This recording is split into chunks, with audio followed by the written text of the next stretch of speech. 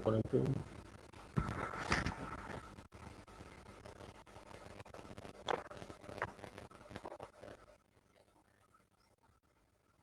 D'accord. Alors, on va devoir démarrer tout de suite sans plus tarder. Je crois on a accusé un retard, certainement le temps de préparation. L'œuvre humaine parfaite n'existant pas.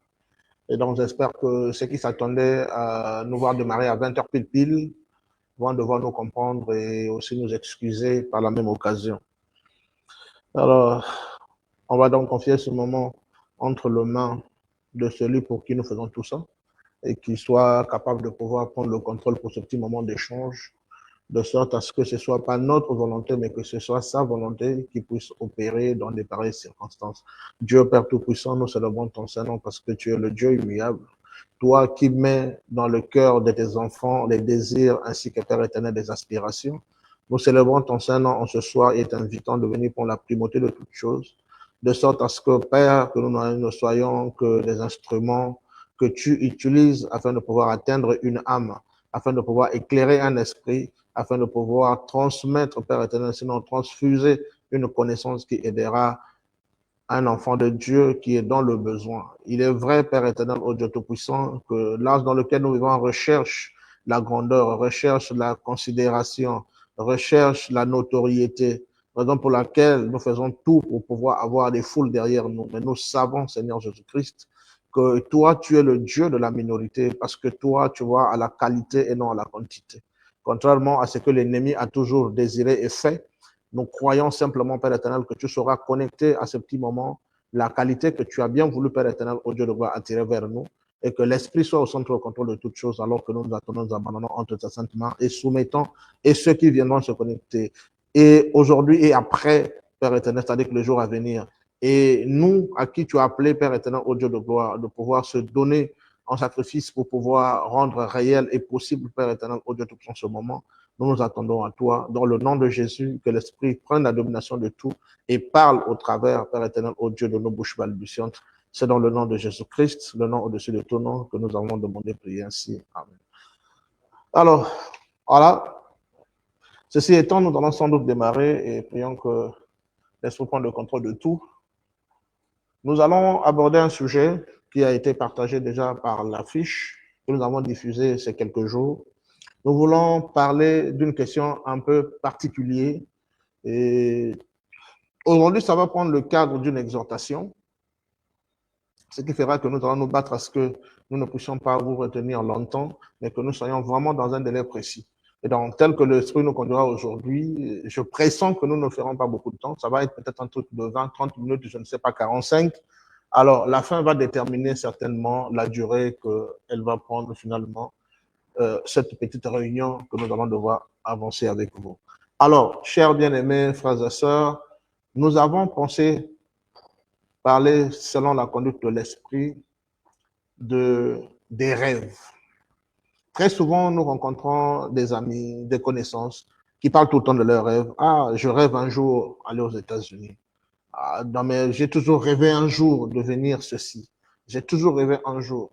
Alors, nous allons remarquer qu'après 10 ans, lorsque nous retrouvons la personne, cette personne-là est toujours dans le rêve, il n'a jamais eu d'accomplissement.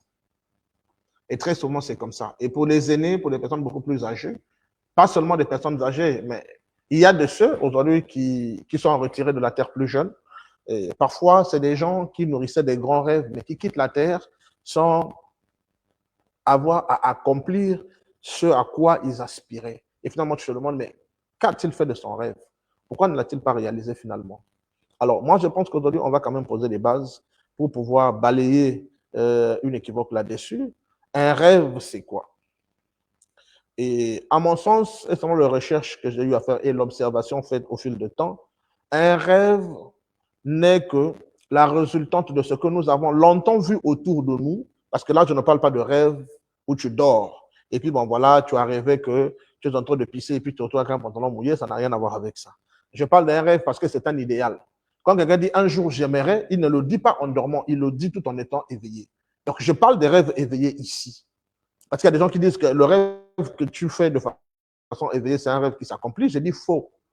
Ce n'est pas tous les rêves éveillés qui s'accomplissent. Et aujourd'hui, nous sommes là pour traiter la question. Donc, quelqu'un qui parle d'un rêve, il parle d'un idéal, d'une chose qui lui tient à cœur, qui voudrait voir s'accomplir. Et pour lui, on lui a dit qu'il faut rêver grand, il faut avoir des grands rêves, il faut s'attacher à un rêve. Et pour lui, ça s'arrête à un idéal. Il se dit, bon voilà, un jour, ça va s'accomplir. Et il y a des ceux, par exemple, qui font des déclarations du genre, le maître de la vie, c'est le temps. On entend tellement de choses. Les gens disent que le temps, il est réparateur, le temps, il est rémunérateur, le temps, il est autant de choses. Moi, je pense qu'il y a des choses que nous attribuons au temps que le temps ne mérite pas. Le temps fait son cours. Le temps n'est pas un enseignant. Le temps n'est pas rémunérateur. Si tu ne travailles pas, tu passes 10 ans de ta vie en train de croiser les mains et voir les autres en train d'avancer. À quel moment le temps te sera rémunérateur? Le temps ne récompense que ceux qui ont travaillé. Le temps ne récompense que des personnes qui bossent pour suivre leurs rêves. Vous allez me dire pourquoi ils parlent encore des rêves. On va bien s'expliquer là-dessus. Alors, je voulais simplement balayer cette pensée où vous pensez que le temps peut faire quelque chose. Il y a de ceux qui dorment, il a une situation, on lui dit, bon, ok, comment on fait maintenant? Il te dit, non, maintenant, je ne peux pas me décider. On va dormir et la nuit porte conseil. Donc, lui, il dort, il est face à une situation qui nécessite une décision, mais pour lui, il est dans l'incapacité de pouvoir prendre cette décision parce que la nuit doit le procurer un conseil et il faudrait qu'il dorme. C'est une croyance limitante, c'est une pensée erronée qui a été répétée et distribuée au fil du temps, de génération en génération, et les gens répètent les mêmes mensonges qui deviennent comme de fausses réalités, qui deviennent des prophéties auto-réalisables pour ceux qui croient ces choses-là comme étant un absolu. Voilà ce que cela veut dire. Donc, une personne qui te dit, non, voilà, mon frère, bien, ok, d'accord, mais la nuit porte conseil, et on va dormir et demain, on va l'autre là. C'est une personne qui n'a pas la capacité de pouvoir réfléchir par lui-même et trouver une solution face à une situation devant laquelle elle se trouve plutôt la personne. Donc, ce sont des choses qu'il faut bannir de notre quotidien parce que c'est la mauvaise méthodologie. C'est la mauvaise application des fausses histoires. Donc, non seulement que vous appliquez mal une histoire, cette histoire, elle est fausse, et à la fin, le résultat que vous trouverez serait certainement faux. Parce que vous avez tout votre corps avec vous, vous avez tous vos sens avec vous. Dites honnêtement à la personne pour dire, ok, d'accord, je ne peux pas réagir à chaud, je vais prendre un temps de réflexion, et demain, nous nous retrouverons pour que nous puissions discuter. Là, ça devient logique. Mais lorsque vous dites à quelqu'un, moi, la nuit portera conseil, et ainsi de suite, la nuit n'est pas un conseiller. Sinon, les présidents, les hommes d'affaires, et ainsi de suite, ils auraient évité la trahison de leurs proches et de certaines personnes, de certains collaborateurs, ils auraient pu avoir pour conseiller la nuit, puisque tout le monde dort. Mais pourquoi ces personnes se font entourer des conseillers? Vous avez la réponse. C'est pour simplement dire que ce sont des choses qui ne tiennent pas debout lorsque vous faites un petit recul d'analyse.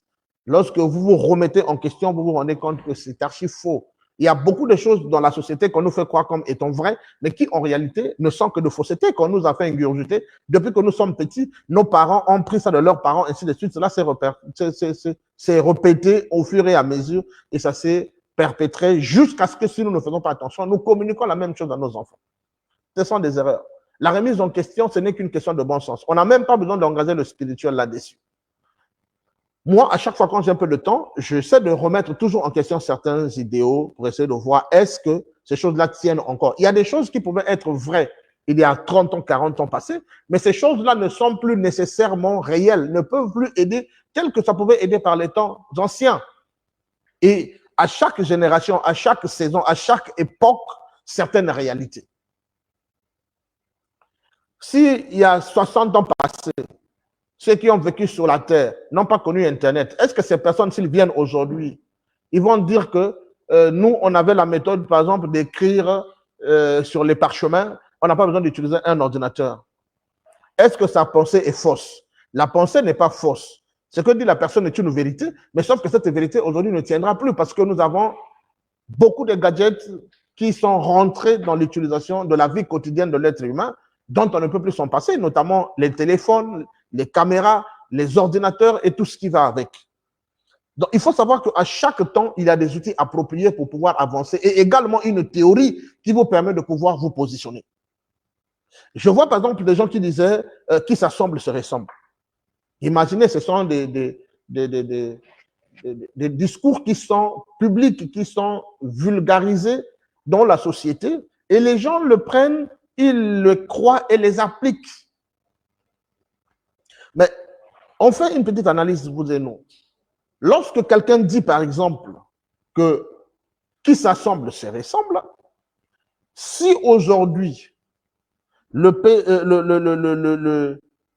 va dans le cadre politique, par exemple, on va dans l'hémicycle, par exemple, du Parlement, vous avez deux groupes avec deux visions différentes. Vous avez la majorité présidentielle, de l'autre côté, vous avez l'opposition. C'est deux camps qui s'assemblent. Est-ce qu'ils se ressemblent? Si oui, en quoi est-ce qu'ils se ressemblent? Parce que chacun vient avec une vision fondamentale à défendre. Il pense que l'autre ne fait pas bien et que c'est lui qui pouvait bien faire. Parce qu'il a étudié, il a observé l'agissement, l'application d'une certaine démarche et pratique de l'autre. Il se rend compte, de par sa position, que l'autre ne fait pas bien. D'où cela donne naissance à une opposition. Et de cette opposition va naître donc la contradiction des faits, des visions, ainsi que des décisions. Mais ils sont ensemble, est-ce qu'ils se ressemblent? Non. Si nous regardons bien, ce sont ceux qui se ressemblent qui s'assemblent. Si vous doutez, vous allez qu'à voir la nature. Est-ce que les aigles volent avec les faucons? Non, parce qu'à la base, ils sont d'abord d'une même nature et ça vole. Et là encore, je prends un exemple extrême parce que c'est difficile de voir 5, 6, 7 aigles voler en même temps. Mais vous avez plusieurs types d'oiseaux qui volent parce qu'ils sont de la même nature. Donc, il faut d'abord être de la même nature avant de se mettre ensemble. Mais quand on dit qu'ils s'assemblent, se ressemblent, c'est faux. Il faut d'abord qu'il y ait la ressemblance avant l'assemblement. Mais les gens du monde nous disent que c'est le contraire.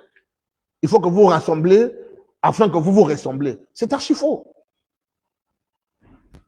Donc, si aujourd'hui, moi, je m'assemble avec 3 ou 4 de mes chiens et je me balade toujours avec eux, est-ce que cela voudrait dire que nous nous ressemblons? Non. Je suis un âne, étant homme, mes chiens sont des animaux. N'est-ce pas? Il y a toute une panoplie de fausses vérités comme ça qui grouillent les discours de tous les jours et ça fait que nous nous retrouvons perdus. J'ai pris un exemple au tout départ lorsque j'ai parlé par exemple des rêves. Quelqu'un qui rêve, qui dit un jour j'aimerais faire ceci, parce qu'on lui a dit que le rêve éveillé, ce sont ces rêves-là qui généralement s'accomplissent. Mais j'ai dit c'est faux. Tu peux rêver ta vie, toute ton existence, mais rien ne se fera. Voilà pourquoi le thème que nous abordons aujourd'hui, c'est que 90% de chances s'exécutera et travaillera de concert de manière naturelle à ce que tes rêves ne s'accomplissent pas. Pas parce que l'humanité est contre toi, pas parce qu'il y a forcément un sorcier qui t'a bloqué dans la famille, parce que très souvent, lorsque c'est comme ça, nous courons vite chercher un oncle qui est au village, qui avait demandé le crédit qu'on n'a jamais envoyé, à qui on va reverser le tort. On est toujours à la recherche d'un bouc émissaire. Est-ce que le problème, ce sont les gens, ou le problème, c'est nous? Ça, c'est la première question qu'il faudra se poser. Est-ce que dans notre perception de la vie future, notre positionnement cadre avec les lois, les principes, les ordonnances, ainsi que les recommandements de celui qui a créé l'univers? Parce que nous sommes consommateurs d'un bien qui a été créé par une entité que nous connaissons tous. Dieu, manifesté dans la personne de Jésus-Christ, est revenu sous la du Saint-Esprit, qui nous donne la capacité et l'onction de pouvoir opérer dans la dimension dans laquelle nous nous retrouvons en ce moment. Je prends un exemple simple. Hier, j'ai accompagné un ami et frère qui avait pris son jus, il l'a mis dans une bouteille plastique. Et c'était une boîte, ça va devant, ça recule, ça va recule, ça va devant. À un certain moment, on a entendu pouf. On a pris peur, on s'est dit, mais qu'est-ce qui se passe? Autour, c'est tout de suite le bouchon qui s'est dégagé par force et le jus gazeux qui était à l'intérieur a commencé à se remplir. Ça, c'est encore un enseignement de la nature. C'est pour dire qu'il faudrait que tu comprennes dans quelle position tu te trouves, quelle est la qualité du liquide que tu transportes. Si c'était de l'eau, tu pourrais jouer même le football avec cette bouteille, tu pouvais l'exercer, l'exhiber dans toutes les directions, on n'aurait pas eu cette réaction. Alors, un chimiste va te décrire la cause de cette réaction. Vous voyez? Donc, du coup, le problème chez lui, c'est qu'il s'est dit, bon, ce n'est qu'un liquide, et puis c'est bien emballé, c'est bien fermé. Mais il a oublié que ce liquide comporte du gaz.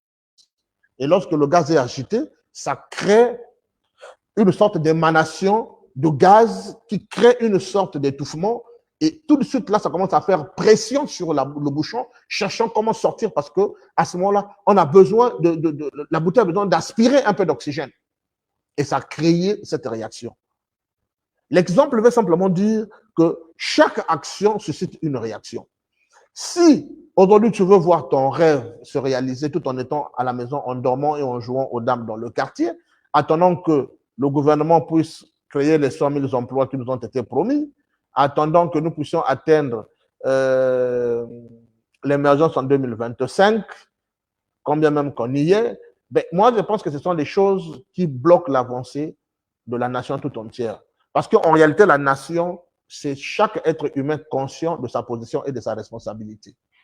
Et nous avons l'ancien président américain qui l'avait dit, que ne cherche pas ce que ta nation fera pour toi, il faut plutôt se demander qu'est-ce que je peux faire pour ma nation. Là, c'est déjà une question très capitale.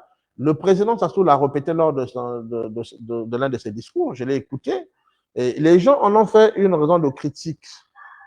Vous pouvez haïr la personne, vous pouvez dire tout ce que vous voulez pour la personne. Moi, ça ne m'intéresse pas. Déjà, je ne veux pas dans le contexte politique. Mais moi, je prends quelque chose de très capital. Si seulement les gens pouvaient arriver à faire une très bonne analyse de ces propos, moi, je pense que c'est un appel à responsabilité qu'il envoyait à chacun.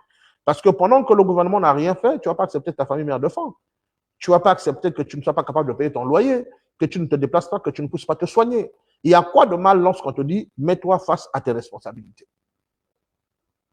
Dans leur discours, ils vous disent que l'État-providence avait pris fin depuis un certain nombre d'années et que chacun devait être contributrice ou contributeur de l'avancement ou encore de la croissance, tant sur le plan économique que sur le plan social. Mais pendant que nous voulons avoir des gens, pendant qu'il y a des gens qui veulent être des leaders, des dirigeants, des managers, ces personnes-là n'observent pas les principes qu'il faut pour pouvoir ouvrir cette porte-là et y rentrer pour pouvoir vivre effectivement leurs rêves. Ces personnes s'attendent au miracle. Ces personnes s'attendent à des gens qui viendront, je ne sais de quelle nation, pour venir les aider. Et c'est là tout le problème. Vous voyez un jeune, par exemple, qui veut se lancer dans l'entrepreneuriat, il est passionné, il a un rêve, c'est qu'il veut être un grand entrepreneur. Mais quand tu lui demandes miraculeusement, il va te dire, non, mais moi, ce qui me fait un défaut, il me fait défaut en ce moment, c'est parce que je n'ai pas de financement. Dès que j'ai le financement, ben, je suis parti, tout de suite là, je me lance, et puis bon, voilà. Ce jeune homme qui cherche le financement ignore que le problème, pour le permettre de rentrer dans le couloir de sa destinée, ce n'est pas de l'argent, mais c'est la connaissance qui lui donnera accès à la compétence.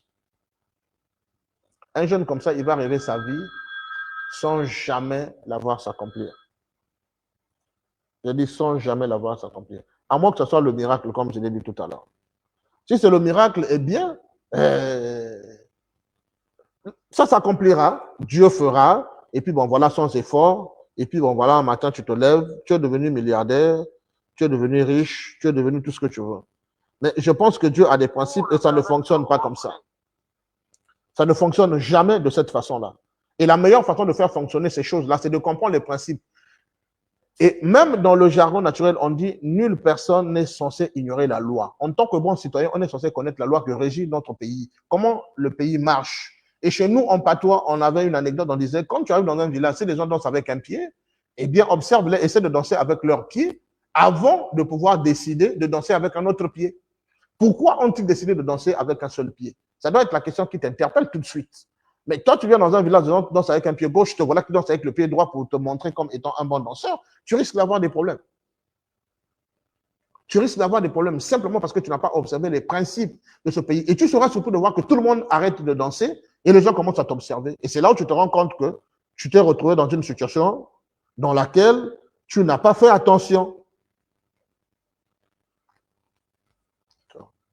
Tu te retrouves dans une situation dans laquelle tu n'as pas fait attention. Et puis, bon, voilà, tu as maintenant un visage gêné, humilié, simplement parce que, bon, voilà, tu as voulu être le meilleur danseur de tous. Ça veut dire qu'il y a une règle qui n'a pas été respectée. Il y a une loi qui n'a pas été observée. Et c'est la même chose parce que le monde dans lequel nous vivons est un monde qui est régi par les lois, les principes, les ordonnances, les préceptes, les commandements et les lois de Dieu. Tu ne peux pas décider de passer outre toutes ces choses-là, pensant que tu peux mieux faire. Ce n'est pas possible. Ça ne marche pas. Et pour cela, je vais devoir tout de suite là chercher à attaquer la vision parce qu'il y a une chose qui remplace le rêve. Vous pouvez bien retenir le mot, c'est la vision. Quand je dis que vos rêves ne se accompliront jamais, effectivement, je le dis par principe. Et j'ai des versets bibliques au fur et à mesure que nous allons détailler qui permettront à ce que vous puissiez réaliser l'importance d'une vision. Parce que lorsque vous prenez le rêve est dépossédé de tout. Le rêve est dépourvu de tout. Ce matin, j'étais en train de recadrer mon petit frère. Je lui ai dit, dis-moi un peu à l'heure actuelle, quel est le projet que tu as dans lequel tu peux investir? Il dit, non, voilà, j'ai un projet de faire ci. J'ai dit, ce n'est pas un projet, c'est une idée de projet. Un projet, c'est quelque chose que tu as écrit, que tu as matérialisé, tu as estimé les coûts, tu connais les lieux, tu connais tes fournisseurs, tu connais à qui vendre, ainsi de suite. Quand tu as fait tout cela, à ce moment-là, ça devient un projet. Mais si c'est juste dans la tête, ce n'est qu'une idée de projet. Et avoir une idée de projet, c'est similaire. Très souvent, c'est les gens qui ont des rêves qui se retrouvent dans cette situation-là. Quand tu lui demandes quel est le projet de ta vie, il va dire, oh, moi, j'ai plein de projets. Si tu lui dis, cite-moi un seul projet, le gars, tout de suite, il se retrouve coincé. Il va se retrouver coincé parce qu'il ne pourra pas te donner les éléments, il ne pourra pas te donner les éléments tangibles qui accompagnent, en fait, son projet. Parce que ce n'est qu'une idée, il ne les a pas écrits. Dis, bon, qui sera tes clients? Lesquels seront tes clients? À qui tu veux vendre?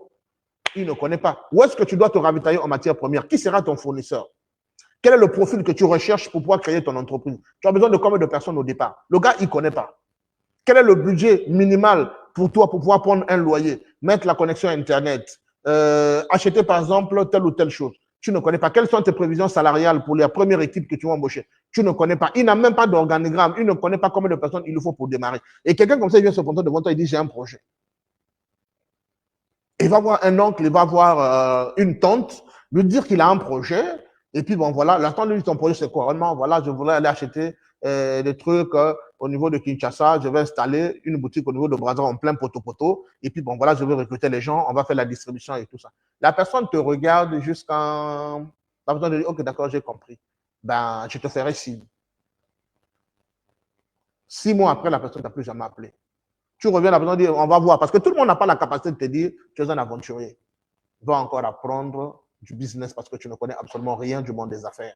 Tout le monde n'a pas cette capacité de dire la vérité. Et donc, il y a de ceux pour éviter de te frustrer, il va te dire, d'accord, on verra. Mais à la fin, il ne voit rien parce qu'il sait déjà que tu n'es qu'un pur aventurier et toi-même, tu ne sais même pas de quoi tu parles. Ça, ce sont des rêveurs. Les rêveurs, c'est des gens qui, dès qu'il a une petite chose dans sa tête, il dit, bon, voilà, il me faut. Il court vite chercher le financement, il court vite chercher des gens qui vont venir travailler pour lui. Il a un peu d'argent, il va prendre les bureaux, il équipe le bureau et tout ça, il est tout chaud. Il a équipé les bureaux, il a tout fait. À la fin, il n'a pas un marché. Comment il paye les gens qu'il a recrutés? Ça devient tout un problème. Ça, ce sont des rêveurs qui agissent comme ça. Parce que, contrairement à une vision, un visionnaire diffère d'un rêveur. Je répète, un visionnaire diffère d'un rêveur. Un rêveur, c'est celui qui fait confiance à sa tête, qui n'a aucun truc d'écrit. Et même s'il écrit, tout de suite, il s'arrête en chemin. Il ne va pas chercher à avoir mieux que ce qu'il a retenu, avoir plus d'informations qu'il n'a pour pouvoir aller de façon sûre et certaine vers une direction bien déterminée et connue. Un rêveur ne peut jamais identifier, par exemple, une personne qui peut servir de pont dans son projet à venir. Il aura du mal à identifier sa clientèle auprès de laquelle il voudra vendre ses services. Un rêveur, c'est celui-là qui n'a pas le temps pour pouvoir étudier, pour pouvoir se payer un livre, pour apprendre la connaissance qu'il a dans ce livre, selon le domaine dans lequel il veut entreprendre. Un rêveur, c'est celui qui passe son temps à critiquer tout le monde sur les réseaux sociaux. Même lorsque ça concerne ce de quoi il veut faire. Un rêveur, c'est celui qui voit l'échec partout. Un rêveur, c'est celui qui accuse tous, qui pense que les autres ne peuvent rien faire parce que, en attendant que lui ne rentre sur la scène, tous sont des aventuriers et que c'est lui qui a la véritable solution pour pouvoir le proposer au monde. Voilà comment les rêveurs réagissent. Voilà comment ils réfléchissent. Mais un visionnaire, c'est celui qui accepte de se faire petit, qui prend le temps d'étudier, d'analyser chaque personne qui a déjà fait le parcours dans le domaine dans lequel il veut se lancer, sur la trajectoire sur laquelle il veut se mettre. Voilà là un visionnaire. Les premiers pas d'un visionnaire sont ceux-là. Alors, on va parler rapidement d'une loi. Cette loi, elle est immuable. C'est cette loi qui débloque, n'est-ce pas, la responsabilité, la dimension de la responsabilité au sein des chrétiens. Chaque fois que nous faisons des vidéos ici, nous voulons galvaniser le peuple de Dieu qui est notre cible. Voilà encore une preuve de maturité. Nous ne parlons pas à tout le monde ici. Si c'était de la comédie, je pense qu'on aurait fait appel à tout le monde. Mais nous avons besoin de communiquer avec les enfants de Dieu, qui peuvent interagir, qui peuvent échanger avec nous, nous apporter un plus par les commentaires, nous contredire s'il faut. Si vous avez des propos qui sont meilleurs et cohérents, qui peuvent nous servir, n'est-ce pas, en parallèle de compléments, de sorte à ce qu'ensemble, que nous parvenons à atteindre de la croissance et de la maturité en ce qui concerne les questions de vie. Les questions de vie, ce ne sont pas les coachs, le coach de vie qui les a. Parce qu'eux, ils vont vous apporter l'expertise de la vie commune qui n'a rien à voir avec l'orientation que les Saintes Écritures nous donnent. Parce que la Bible nous parle du créateur de l'humanité. Et si nous voulons comprendre comment est-ce que les choses marchent, nous n'avons pas besoin d'aller consulter un coach de vie, mais nous avons besoin d'aller consulter la parole. Et la parole de Dieu, il le dit, toute chose passera. C'est la seule chose éternelle qui existe sur la surface de la terre. Il dit, tout passera. Mais sauf sa parole. Ça veut dire simplement que sa vérité, lorsque tu la tiens et que tu l'appliques, tôt ou tard, elle finit par se manifester. Parce que la parole de Dieu, c'est Dieu lui-même.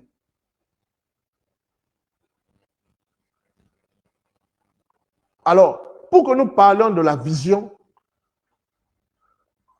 je voudrais qu'on parle en même temps de la loi de l'intendance. La vision ne consiste pas à voir une perspective à servir ses intérêts personnels. Je veux m'arranger à parler calmement pour que cela rentre. Alors là, n'écoutez pas avec les oreilles, mais avec le cœur. La vision ne sert pas à pouvoir aller vers l'accomplissement d'une destinée individuelle. Par contre, la vision a une connotation beaucoup plus large parce que son but fondamental, c'est parvenir à servir l'humanité. Et lorsqu'on touche déjà cette capacité de pouvoir servir l'humanité, tout de suite, on bascule du côté de la loi de l'intendance. Mais qu'est-ce qu'un intendant? Si ce n'est celui à qui Dieu a donné un talent et que sa mission serait d'identifier ce talent, l'affûter, l'aiguiser, le préparer, la maturer et être capable de pouvoir la donner à l'humanité. La vision doit être aiguisée, elle doit être maturée, elle doit être affûtée, elle doit être préparée. Il y a autant d'histoires que je pourrais vous partager. Il y a eu un homme dans la Bible qui pensait que sa mission de vie, c'était d'être un agriculteur.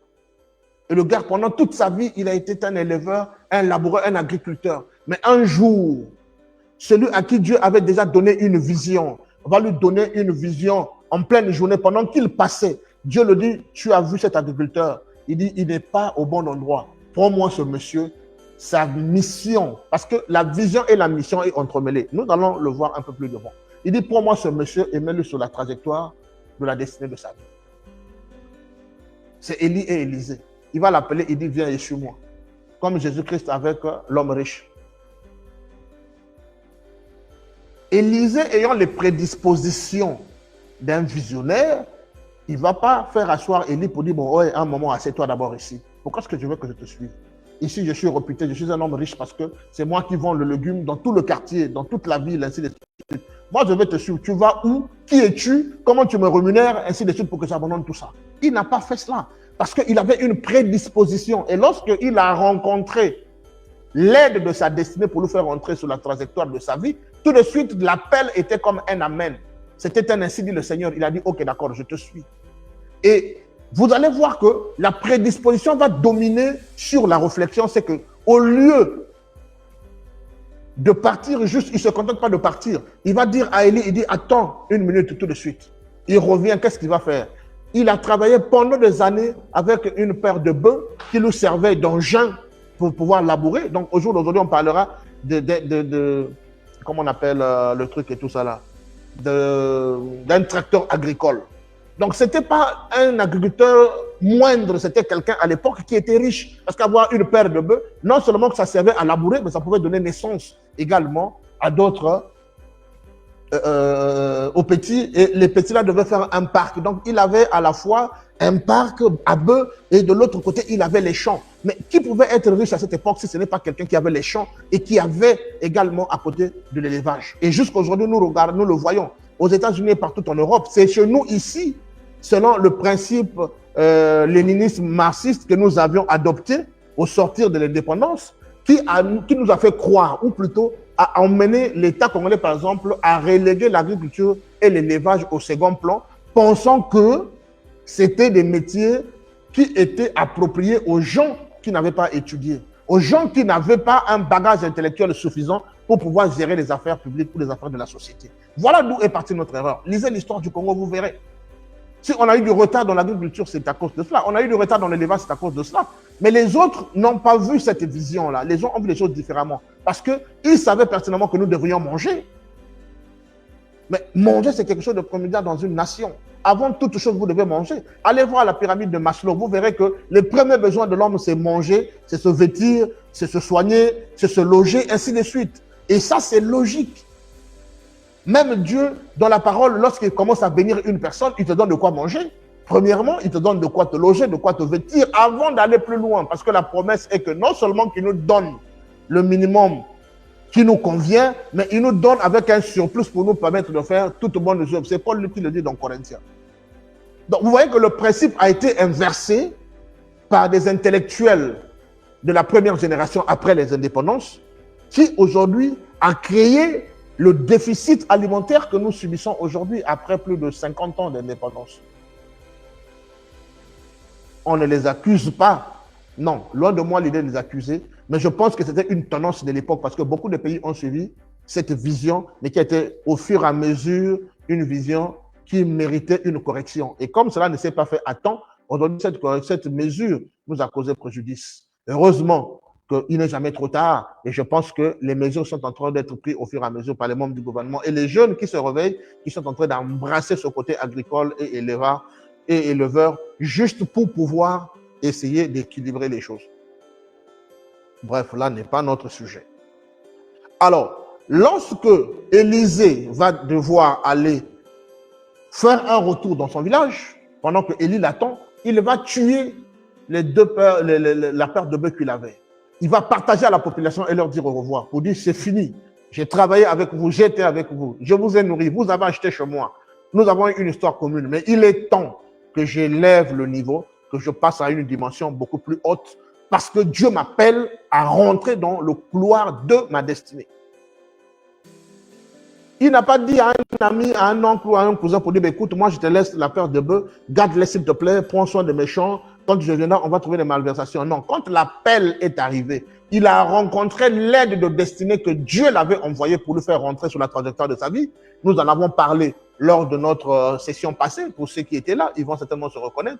Ceux qui n'ont pas suivi le live, je vous demanderai de retourner suivre ce live. Il est disponible sur la même plateforme pour que vous puissiez faire un pont avec ce que nous disons aujourd'hui et comprendre ce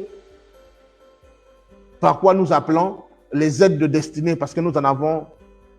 On en a parlé pendant un bon bout de temps, ce jour-là, parce que je tenais à ce que ça soit clair.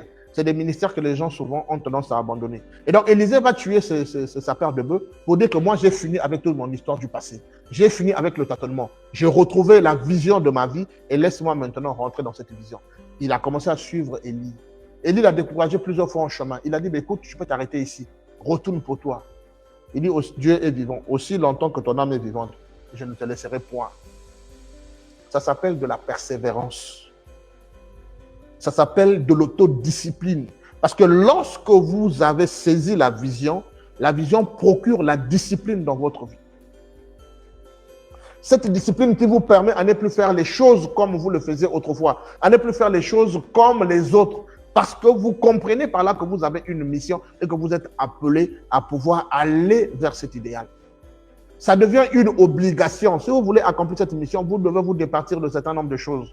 de quitter certaines compagnies, d'abandonner certains amis s'il le faut. Parce que le meilleur ami que nous avons tous en commun, c'est le Seigneur Jésus-Christ, qui est capable de t'emmener jusqu'à traverser l'ère du temps avec toi.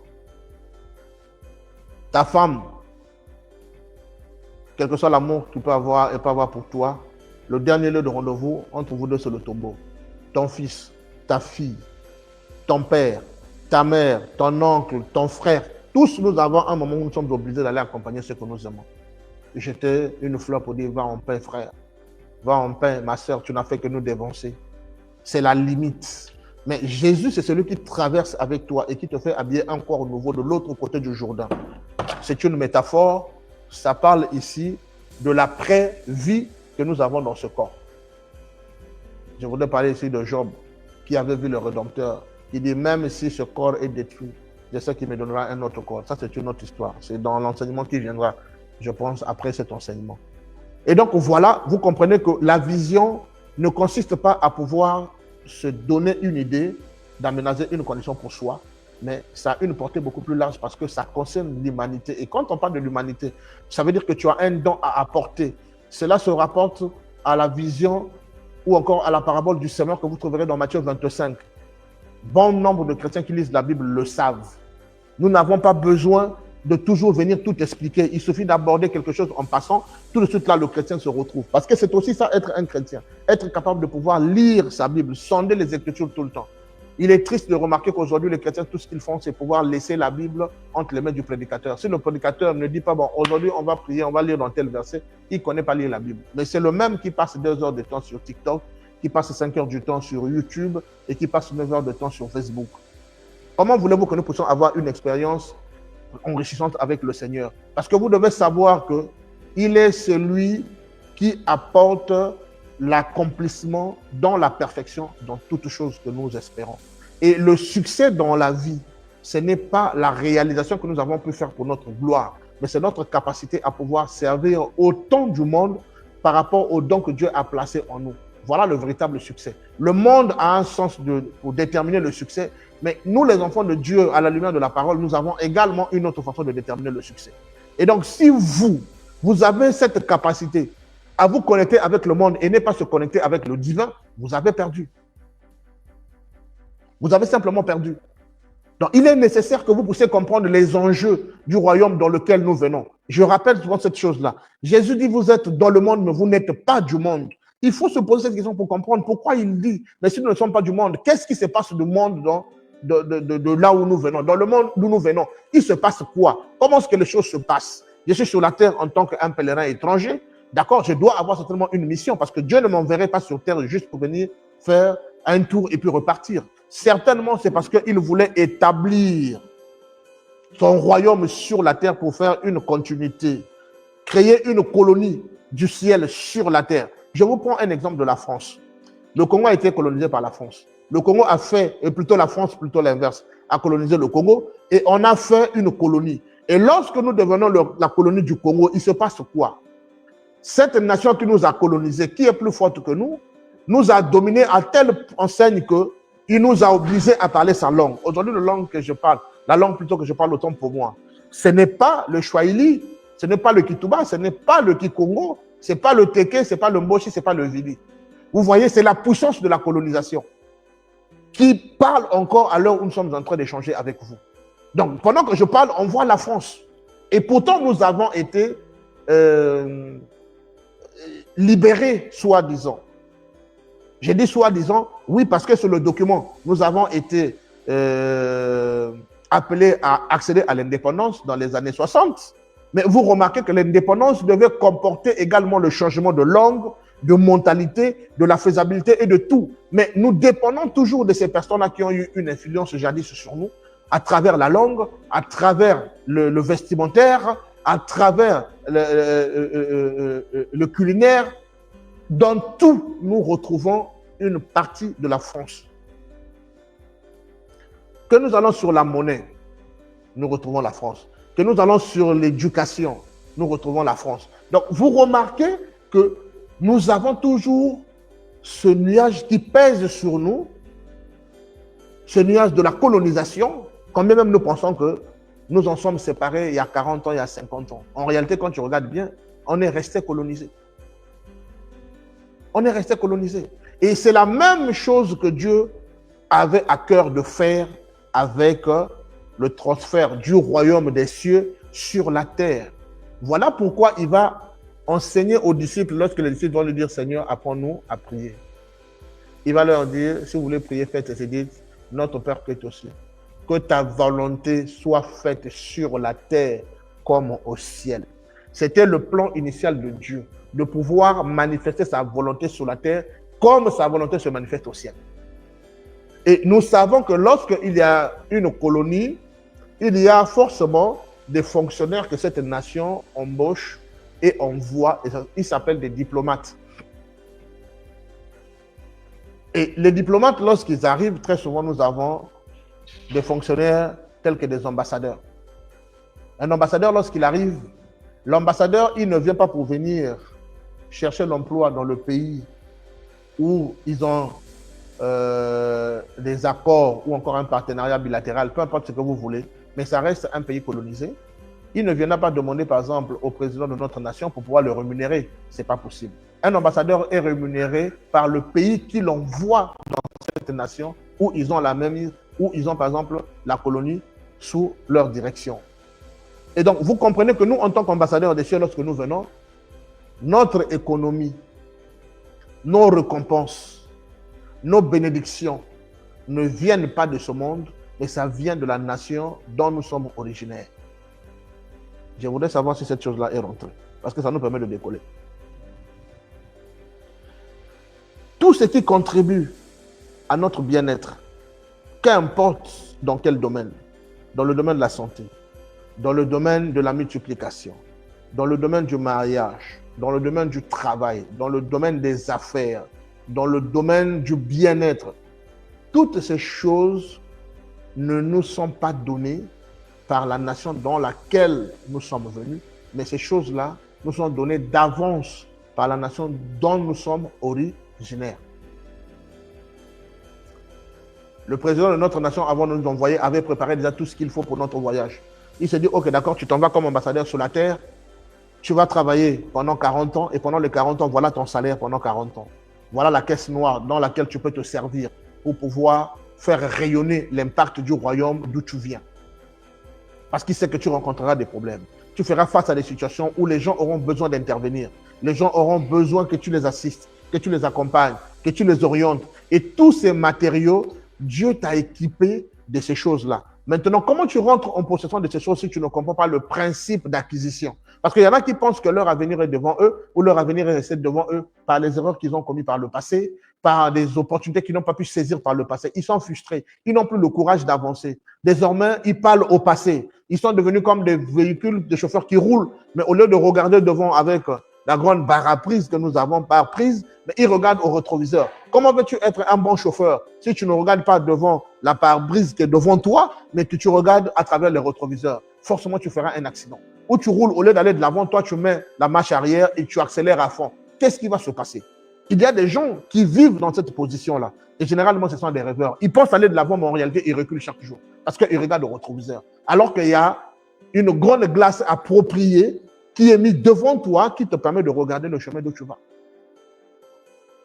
Et ces frères et sœurs qui sont dans cette dimension de la réflexion, ils sont comme des crapauds. J'appelle frère crapaud, sœur crapaud. La dernière fois, j'ai fait l'illustration de la chauve-souris. Aujourd'hui, je fais l'illustration de la sœur et le frère crapaud. Il va de l'avant, mais ses yeux sont derrière la tête. Il a du mal à regarder là où il va. Il saute ou elle saute, mais les yeux regardent en arrière. Attention, tu vas finir par te cogner sur quelque chose.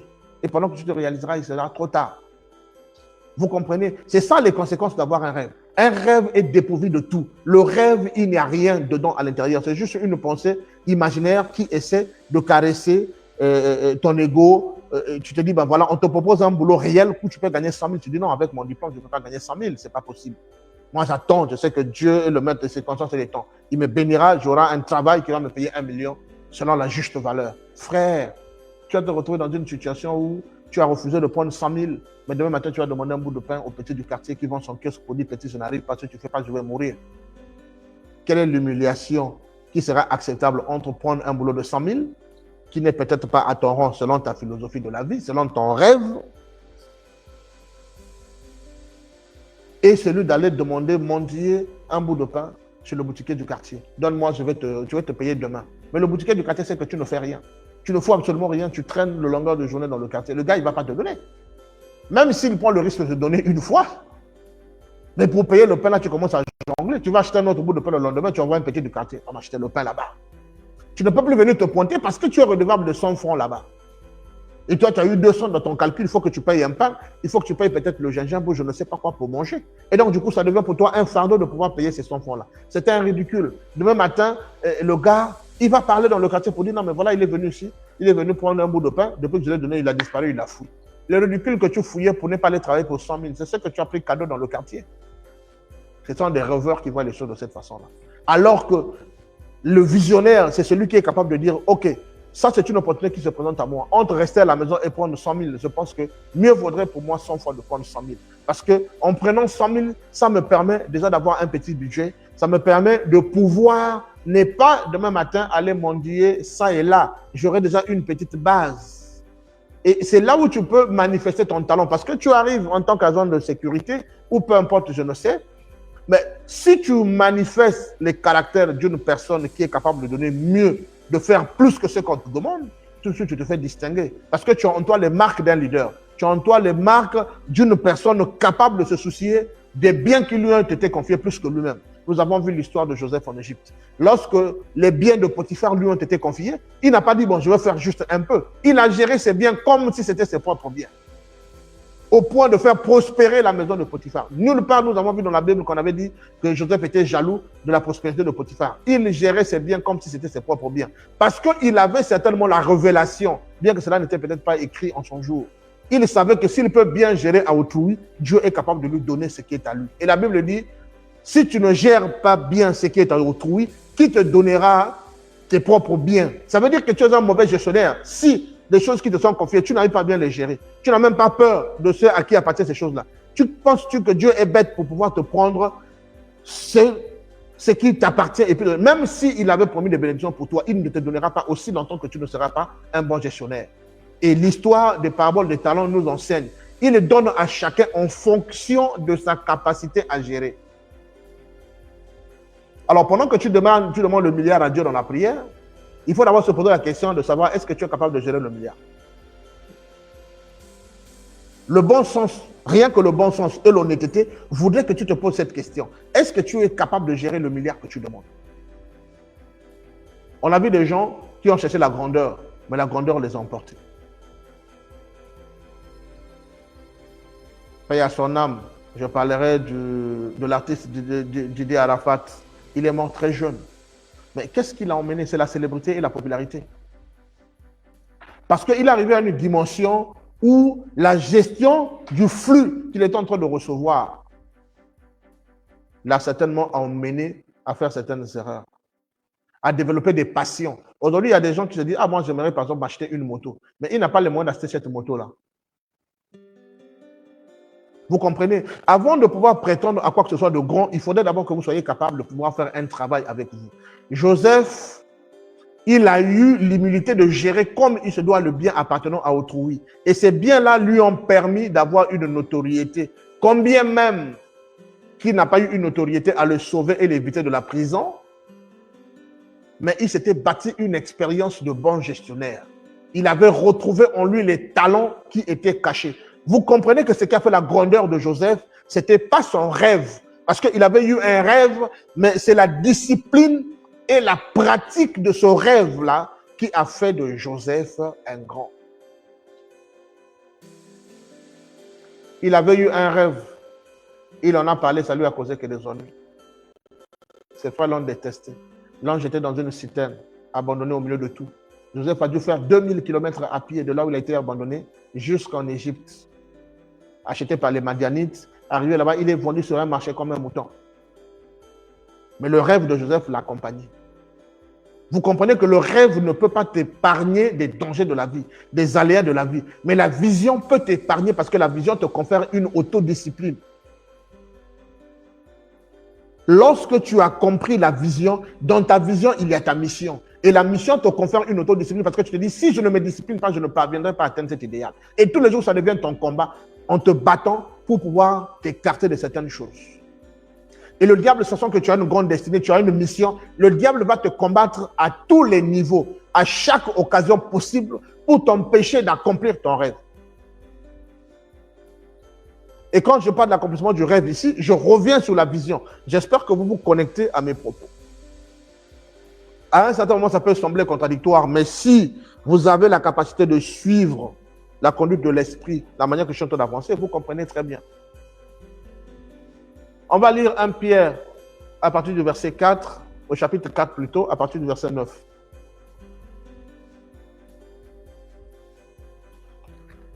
Que la Bible nous parle.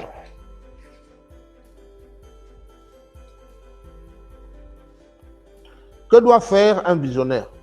Le visionnaire, nous savons que c'est un intendant. Contrairement à quelqu'un qui a un rêve. Alors, on va partager, s'il vous plaît. On va partager. Faites quand même ce petit plaisir de partage. Partagez le live pour qu'il puisse... pour que l'algorithme puisse signaler qu'il y a quelque chose que nous partageons de très important. Ça peut emmener un autre enfant de Dieu de venir nous rejoindre plutôt, afin que nous puissions avancer. Partagez, s'il vous plaît. On partage pour que l'on avance. Signalons à l'algorithme que nous sommes connectés, que nous partageons un contenu important. Le partage, il est gratuit. Tu peux partager 10 fois, 20 fois, autant de fois, ce n'est pas limité. Partageons pour qu'on partage avec les autres ce moment. On partage pour qu'on partage avec les autres ce moment. Et donc, la Bible nous dit, dans le livre de 1 Pierre, au chapitre 4, à partir du verset 9, qu'est-ce qu'il est dit là-bas? La Bible nous dit, exercez l'hospitalité les uns envers les autres sans murmure. J'ai parlé d'alors de l'intendance. Ce que doit caractériser un visionnaire, c'est le partage de l'hospitalité. Et dans l'hospitalité, tout est impliqué en fait dans l'hospitalité. On ne va pas faire les détails ici. Je pense que quelqu'un peut prendre par exemple ce mot, aller regarder sur Internet et voir la définition. Ça nous aidera pour pouvoir avancer. Il est comme des bons dispensateurs des diverses grâces de Dieu, que chacun de vous mette au service des autres le don qu'il a reçu. Je vais relire. Exercez l'hospitalité les uns envers les autres sans murmure. Comme des bons dispensateurs de diverses grâces de Dieu, que chacun de vous mette au service des autres le don qu'il a reçu. On commence à voir les bases de ce que c'est un visionnaire qui est capable d'accomplir sa mission en la retrouvant dans la vision qui cadre avec les préceptes, les ordonnances, les lois, les commandements, ainsi que les ordonnances de Dieu, sans lesquelles il nous est difficile de pouvoir atteindre un idéal exponentiel. À moins que nous le fassions selon le principe du monde. Mais si nous le faisons selon le principe divin, il y a une démarche que nous devons observer. Au verset 11, il dit, si quelqu'un parle, que ce soit comme annonçant les oracles de Dieu, si quelqu'un remplit un ministère, qu'il le remplisse selon la force que Dieu communique.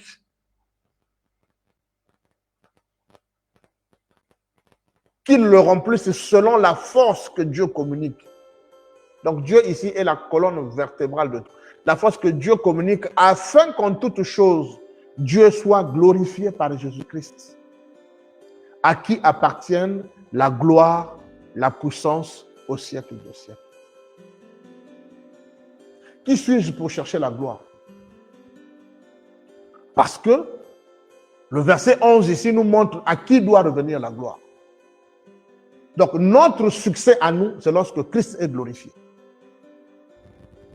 Si nous recherchons le succès selon le modèle du monde, nous avons échoué.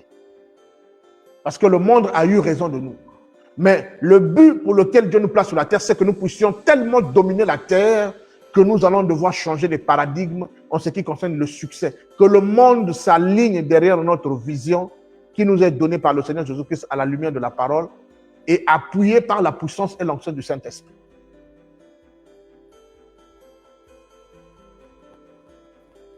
Donc, le don que tu dois trouver et appliquer, donner au monde, parce que tu l'as reçu, tu le reçois du Seigneur et tu dois l'appliquer pour la gloire de ton Seigneur. S'il t'a été appelé d'être un musicien, alors sois le musicien pour la gloire de Dieu, pas pour pouvoir chercher l'élévation humaine. Si tu es appelé d'être un entrepreneur, sois un entrepreneur pour la cause divine. Si tu es donné d'être un chauffeur, eh bien, sois le chauffeur qui honore les valeurs spirituelles. Parce que c'est un don que Dieu t'a donné. Mais le principe du succès selon le monde aujourd'hui veut que nous puissions faire une course effrénée de sorte à ce que nous dépassons toujours ceux qui sont au même niveau que nous ou ceux qui sont au plus haut niveau que nous. On est insatiable, on veut toujours plus. Mais après, il faut s'arrêter de se poser la question, le plus que je veux, c'est pour qui effectivement je le veux? Est-ce que c'est toujours pour Dieu ou c'est pour toi? Tu peux aller quelque part, tu as organisé une réunion où tu as mobilisé des ressources à hauteur de millions, tu es surpris de voir 2 personnes qui viennent à cette assemblée. Et toi, tu es en colère, tu es déçu parce que le nombre de gens que tu attendais, ce n'est pas le nombre qui est arrivé. Mais qui t'a dit que les millions de personnes que tu attendais, c'est ce que Dieu a appelé? Des fois, il voulait simplement que tu puisses parler à 2 personnes. Et il t'a envoyé les 2 âmes que tu dois sauver. Si lorsque une seule âme est convertie, il y a une grande fête au ciel. Imagine si c'est 2 âmes qui sont converties. À un certain moment, nous faisons des choses pour la gloire de l'être humain. Pour notre gloire personnelle. Nous avons appris à quitter le sacré pour aller vers le culte de la personnalité, tel que les politiciens et tous ces hommes du monde le font. Alors que nous sommes appelés à faire des choses différemment. Nous ne devons pas suivre leur modèle. Si leur modèle nous impacte et domine sur nous, ça veut dire que nous avons oublié le chemin. Avoir la vision, c'est avoir une sorte de boussole. Un visionnaire, c'est celui qui ne se trompe pas, qui a une image arrêtée. Nous allons le voir en lisant. Je vais commenter au fur et à mesure les quelques versets bibliques que j'ai mis de côté ici. Et donc, vous devez retenir que avoir une vision, être un visionnaire, c'est systématiquement être un intendant. Nous avons lu ici au verset 2, au verset 10 plutôt, je le répète pour la dernière fois, comme des bons dispensateurs des diverses grâces de Dieu. Parce que si tu es un écrivain, c'est une grâce. Si tu es un politicien, c'est une grâce. Si tu es un chef d'entreprise, c'est une grâce. Tu es un musicien, chantre, peu importe tout ce que tu veux, c'est une grâce. Et Dieu nous appelle à être les dispensateurs de cette grâce-là. C'est ça l'intendant. Celui qui ne prend jamais rien pour acquis, mais qui reconnaît qu'il a reçu de la part de Dieu pour servir l'humanité avec. Donc, il n'y a pas de visionnaire si cette vision-là n'est pas assujettie à la loi de l'intendance. Aujourd'hui, c'est un autre type d'enseignement que vous allez écouter. Contrairement à ce que nous avons l'habitude d'écouter. Eh bien, il faut que ça change. Parce que nous sommes les jeunes de Joël 2 qui devraient recevoir la vision dans l'âge dans lequel nous vivons.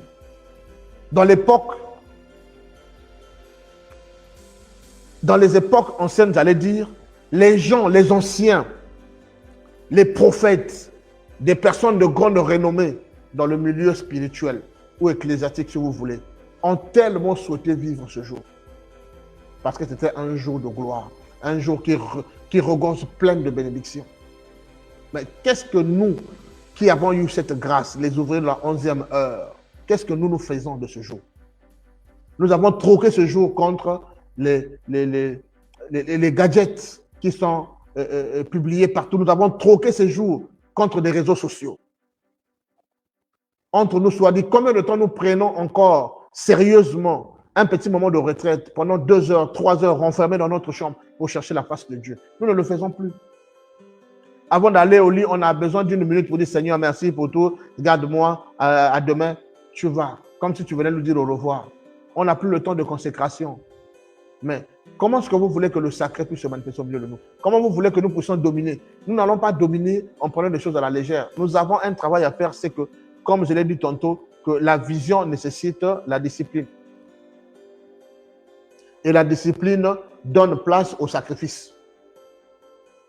Donc, vous pouvez noter, la vision donne place, je recadre plutôt, la vision donne place à la mission donne la place à la discipline, et la discipline donne place à au sacrifice. J'espère qu'on est en train d'avancer dans la bonne direction et que vous comprenez le principe qui peut emmener à la matérialisation de l'image spirituelle que vous avez pu capturer. La vision donne naissance à la mission donne naissance à la discipline et la discipline donne naissance au sacrifice. Voilà le processus par lequel nous pouvons atteindre l'idéal pour lequel Dieu nous a placés sur la terre. Non pas en rêvant notre vie. Un jour, aujourd'hui c'est leur tour, ils n'ont qu'à régner. La roue tourne. Un jour, nous aussi. Frère, ça ne viendra jamais. Tu vas voir les gens se succéder, mais ton tour ne viendra pas. Et tu vas aller te transformer en pyromane pour brûler tous les parents au village parce qu'ils sont des sorciers de ta vie. C'est faux. Le premier sorcier de ta vie, c'est toi-même. Parce que dans le combat de la vie, ton premier ennemi, c'est toi. Et Paul nous a enseigné longtemps dessus. Si tu cherches des ennemis qui combattent ta vie, eh bien, je te l'apprends, que l'ennemi de ta vie, c'est toi-même. Parce que devant toi, Dieu a laissé un instrument hyper puissant sous ta manipulation, c'est le libre arbitre. Ce que tu choisis de ta vie, c'est ce qui détermine ta vie. Et très souvent, nous faisons beaucoup d'erreurs. Nous posons des actions qui vont en encontre de notre vision. Nous posons des actions qui arrêtent, qui freinent, qui retardent le processus de vie. Quand je parle de processus de vie, c'est le processus d'entrer dans la vision de ta vie qui te conduit dans la mission de ta vie. J'ai dit tout à l'heure, peut-être que c'est passé inaperçu. Ta destinée n'est pas devant toi, ta destinée n'est pas derrière toi par des occasions que tu as manquées, par des erreurs que tu as eu à faire ou par la peur d'affronter l'avenir. Ta destinée se trouve en toi. Parce que lorsque Dieu t'envoie, il t'équipe. Et il ne peut pas t'équiper en dehors de toi-même. Il t'équipe avec les matériaux qui sont établis en toi. Et c'est entrer en toi-même qui te permettra de pouvoir ressortir ces matériaux.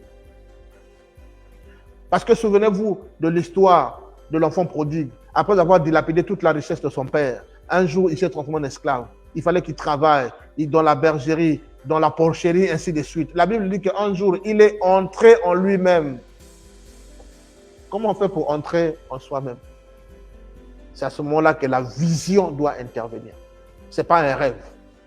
Il est rentré en lui-même. Il s'est dit, même les serviteurs de mon père sont mieux traités. Il dit, je vais me lever.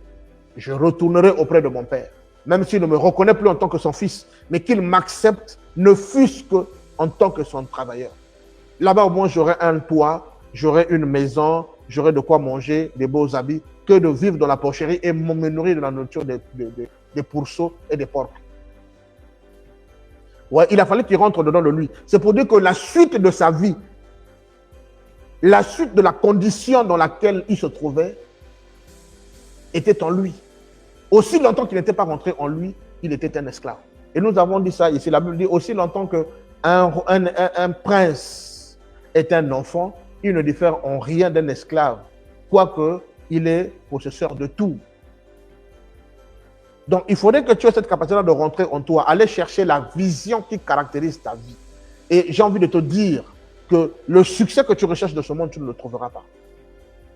Tu ne le trouveras que dans le Seigneur, tout en ayant la capacité de la révélation du Saint-Esprit qui te permettra finalement d'entrer en toi et de pouvoir ressortir ce qui est en toi et que tu sois capable de le donner à l'humanité. Parce que tu es le seul à savoir quel est le talent que Dieu a mis en toi. Et c'est cette vision qui fera la différence dans ta vie. Nous sommes aujourd'hui 8 milliards poussières et on va peut-être vers 9 milliards d'habitants sur la Terre. Chacun a un don particulier.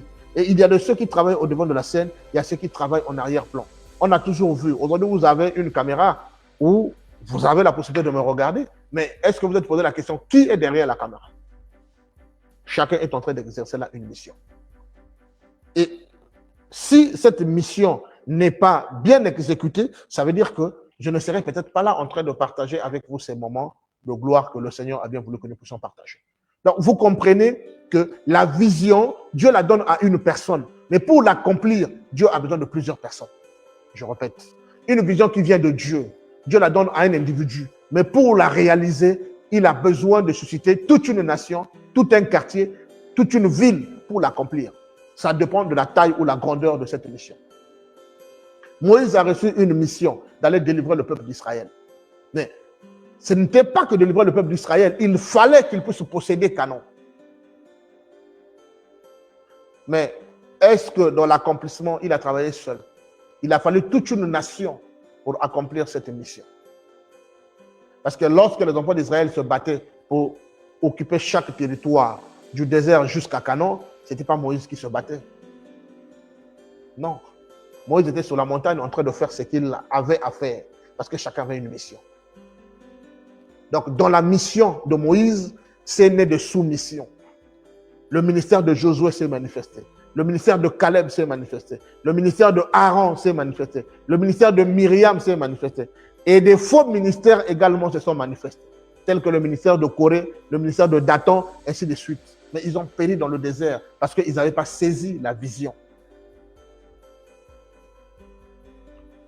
On va partager. Partageons, s'il vous plaît. Partageons, on va avancer.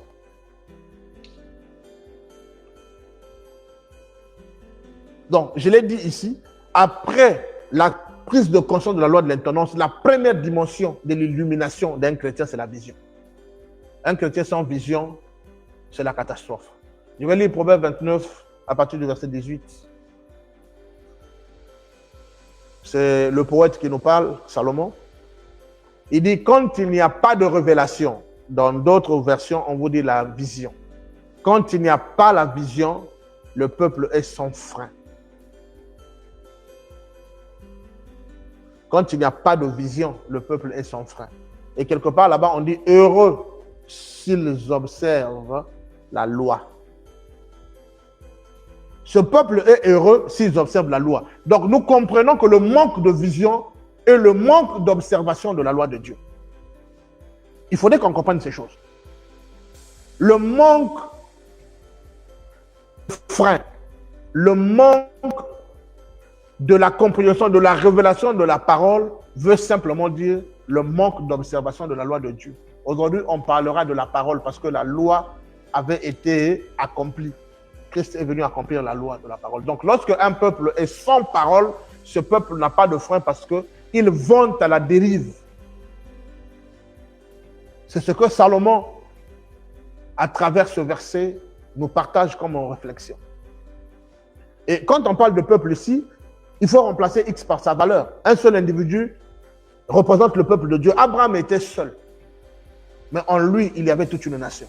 Et quand on parle du peuple, remplace X par ta valeur. Mets-toi à la place du peuple. Ça veut simplement dire que quand il n'y a pas de vision, toi, tu es sans frein. Mais tu es sans frein de quoi? Tu n'as pas d'autodiscipline. Parce que tu n'y a pas une vision qui peut t'emmener à avoir de la discipline. Alors, tout à l'heure, je l'ai dit ici, que la vision donne naissance à la mission donne naissance à son tour. À quoi? À la discipline. Et la discipline donne naissance au sacrifice. Vous comprenez que lorsque tu as saisi la vision s'introduit dans ta mission. Et ta mission va t'emmener, n'est-ce pas, à pouvoir observer de l'autodiscipline. Il y a certaines choses que tu ne peux plus faire.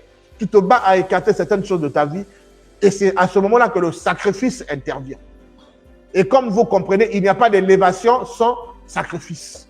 Il faut se battre pour pouvoir vaincre. Christ l'a fait. Il n'a pas dévié. Le diable est venu le proposer pour dire, écoute, tu peux dévier la chose. Il suffit seulement que tu m'adores, et bien je te donne le royaume. Puisque c'est le royaume que tu es venu conquérir. Adore-moi, je te donne. Mais Dieu n'a pas voulu tricher avec la vision. Il a voulu être honnête avec lui-même. Il nous a montré un modèle. Pour vaincre, il faut combattre. Et dans Apocalypse 1, 2, ainsi de suite, jusqu'à, je ne sais pas, à chaque fois, quand tu vois sur les 6 axes de l'église, il dit toujours à celui qui a vaincu, à celui qui vaincra. Dans Apocalypse 17, il parle à celui qui vaincra. On en a parlé ici les jours passés. Donc, c'est un combat, il faut que tu te battes. Si tu attends un succès, une victoire sans combat, eh bien, tu es perdu. Parce que ça ne respecte pas le modèle divin. Et nous voyons ici, le grand poète qui est Salomon nous dit que lorsque un individu, le peuple ici, je le remplace par un individu, lorsque un individu n'a pas de vision, cet individu-là est sans frein. Rien ne peut l'arrêter, il est prêt à tout. Alors que Paul nous dit tout est utile, tout est bon, mais tout n'est pas utile. Mais à quel moment tout n'est pas utile? C'est lorsque tu as une vision, tu captes cette vision et à ce moment-là, tu commences à comprendre que ça c'est bon pour ma vision, ça c'est pas bon, ça c'est nocif, ainsi de suite. Ça devient ton combat de tous les jours. Tu ne gagneras pas la bataille dès le premier jour, mais ça reste un combat que tu dois livrer. Je vais prendre Habakkuk 2 au verset 1. On va lire jusqu'au verset 3. Habakkuk, à partir du 2e chapitre, on va lire à partir du verset 1. On va voir le positionnement d'un visionnaire. Qu'est-ce qu'Habakkuk nous dit? Habakkuk nous dit, au verset 1, il dit « J'étais à mon poste ». Il faut suivre la conjugaison. « J'étais à mon poste ». Il n'était pas sur le poste de quelqu'un. Être à son poste, c'est être placé sur la trajectoire de ta destinée. Tu ne marches pas sur les plates-bandes de quelqu'un d'autre. C'est-à-dire que tu es dans la position dans laquelle Dieu t'a établi, selon laquelle tu es censé délivrer le talent que Dieu a mis en toi. Il dit, j'étais à mon poste et je me tenais sur la tour. Dans les temps anciens, les villes étaient clôturées, barricadées pour éviter les invasions des pays ennemis. Et il y avait dans chaque coin des 4 murs de la clôture, les lieux élevés, les tours qui permettaient que la sentinelle y soit placée. Mais c'était quoi la mission de la sentinelle? C'était pour pouvoir regarder et ce qui se passe en interne et ce qui se passe à l'externe. Quoique à chaque fois, il avait le regard beaucoup plus fixé à l'externe parce que c'est de là où pouvait venir le danger. Mais nous savons que les ennemis aussi peuvent provenir de l'intérieur. Et donc, être sur la tour ici, c'est avoir la capacité d'avoir une projection de ce qui peut arriver, avoir une projection de l'avenir, mais aussi avoir la capacité de pouvoir te remettre en question pour regarder qu'est-ce qui se passe dans ta vie aujourd'hui. Et ça te permet de pouvoir ajuster le tir et aller dans la direction de la destinée. Il dit, j'étais à mon poste et je me tenais sur la tour. Qu'est-ce qu'il faisait? Il dit, je veillais. Je veillais pour voir ce que l'Éternel me dira. Oh, gloire à Dieu. Est-ce que quelqu'un peut dire Amen?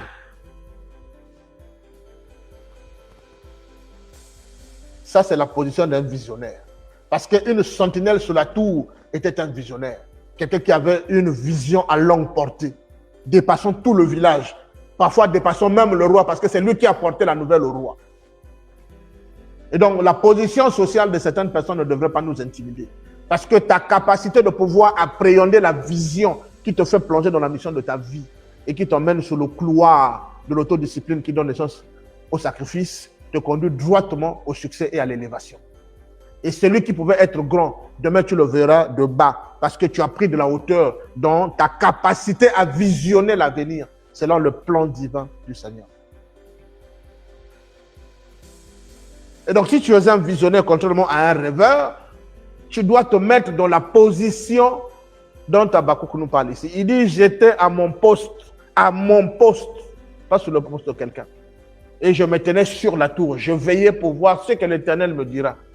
Et ce que je repliquerai après ma plainte. Donc c'est une sorte d'échange, de transaction que tu dois avoir avec le sacré, avec le divin, lorsque tu as une consigne qui vient de la part de l'Éternel. Je vous ai dit ici que lorsqu'il veillait ici, c'était pas simplement de regarder les ennemis qui venaient, mais c'était avoir la capacité de regarder également à l'intérieur de sa ville dont il était le surveillant, qu'est-ce qui se passait. C'est comme une personne qui a la capacité d'observer le monde et d'être capable aussi de rentrer au-dedans de lui pour écouter qu'est-ce que Dieu lui dit au sujet de sa destinée. Et avoir la capacité de repliquer à Dieu. C'est un dialogue interne. Et c'est ça, en fait, la véritable vision qu'un homme peut avoir. Lorsque tu as saisi cette vision, moi, je pense que désormais, le dialogue est établi. Dieu peut te dire, je veux que tu ailles à Ninive. Et toi, si tu n'as pas su comment repliquer, tu vas rentrer dans le bateau pour fuir à Tarsis. Parce qu'il y a eu des gens avec lesquels Dieu a échangé. C'est comme Jonas. Jonas échange avec Dieu lorsqu'il est sur la tour. Il est à son poste. Dieu lui dit, en ta qualité de prophète, je t'envoie là-bas pour aller prêcher l'évangile. Il dit, ah non, moi je te connais. Tu vas me faire tracasser, j'arrive là-bas, loin là où ça se trouve, là-bas, Ninive. Après, tu auras pitié de ces gens dès qu'ils vont se confesser. Tu vas les pardonner, alors que moi, tu m'as fait perdre mon temps. Il y a eu dialogue. Et donc, nous comprenons que Dieu est capable de dialoguer avec un visionnaire qu'il a appelé pour accomplir ses desseins. Un visionnaire, je vous ai dit au départ, ce n'est pas celui qui accomplit le dessein égoïste de sa propre vie, mais celui qui est capable de chercher, de trouver, d'affûter, d'ajuster son don et qu'il soit capable de pouvoir le donner au monde. Et l'homme dont Habakkuk nous parle ici est dans cette disposition. La plainte qu'il a, ce n'est pas la plainte du fait qu'il n'a pas mangé, mais le souci du monde. On a vu des gens aux États-Unis, dans les années 60, les années 50 là-bas, les années 40, ils pouvaient se renfermer dans la maison toute la journée en train de prier pour demander que Dieu envoie un réveil. Au point où la personne, à la fin de la prière, sa famille était obligée de le porter sur deux mains pour venir le faire asseoir sur une table pour qu'il mange. Regardez un peu cette dimension. Regardez un peu la dimension que ces visionnaires avaient. Vous voyez que ces personnes, ils pouvaient prier pour demander n'importe quelle chose qu'ils voulaient. Mais ils le font, ils disent, Seigneur, envoie un réveil. Envoie un réveil. Et plus tard, nous avons vu les États-Unis enflammés par un réveil. Parce qu'il y a eu les pères, il y a eu les généraux dans la foi qui ont voulu donner de leur propre vie en offrande pour que Dieu puisse envoyer le réveil. Nous avons vu le réveil de 1906 dans la rue Azusa Street. Un grand réveil qui a bouleversé l'humanité. Après le temps des apôtres, depuis le temps de la Pentecôte, 2000 ans après, le réveil est descendu dans Azusa Street aux États-Unis. Parce qu'il y a eu des gens qui ont mis les genoux au sol, qui ont prié, qui ont pleuré, qui ont dormi à même le sol pour prier que Dieu envoie le réveil. Et Dieu fidèle au rendez-vous. Il a envoyé William Seymour. Un homme oint du Saint-Esprit comme pas possible. Il te touche, il te communique. La Bible nous a parlé des dispensateurs ici. Voilà les visionnaires. Mais ces personnes, quand vous allez regarder aux États-Unis, ils n'ont pas laissé de grandes richesses. Non. Parce que leur mission, ce n'était pas s'enrichir sur la terre. Leur mission, c'était de transmettre le don que Dieu a placé en eux. Si Dieu t'a donné un ministère de la royauté et de la domination, eh bien, tu pourras dominer. Si Dieu t'a donné d'être un disciple financier, eh bien, tu vas manipuler les finances pour la gloire du royaume.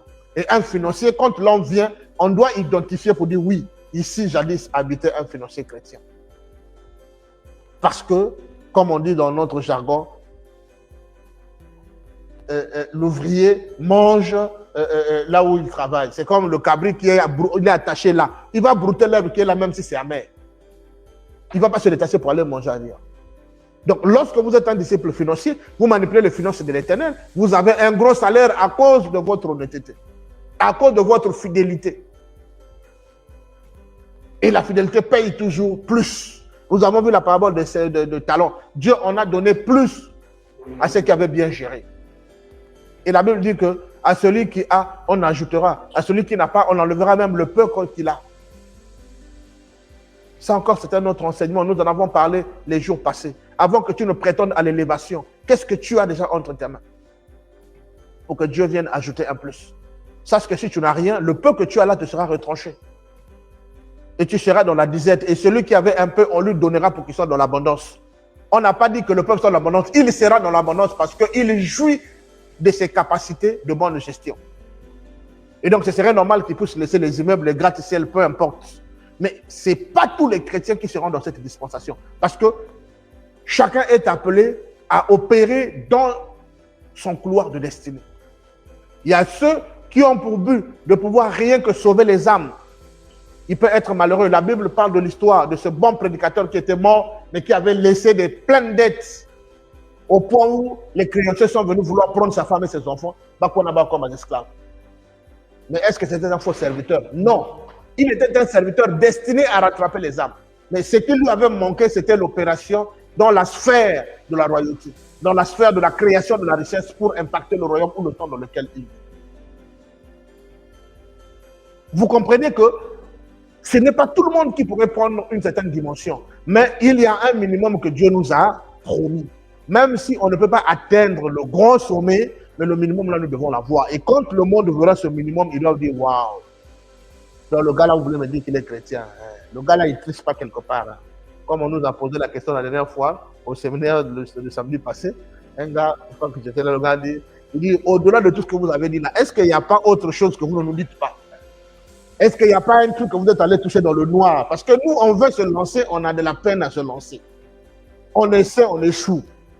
Je crois que c'était l'ami de Christ. Il dit, est-ce qu'il n'y a pas quelque chose dans le noir que vous avez touché que vous ne nous dites pas?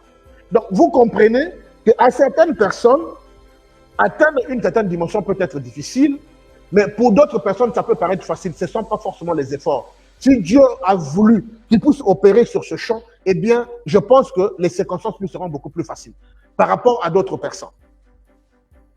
Et vous n'allez pas traiter Dieu d'injuste pour cela. Des fois, toi, tu veux te mettre dans la vie des affaires, mais Dieu t'attend dans autre chose. Il t'attend dans le service à l'église.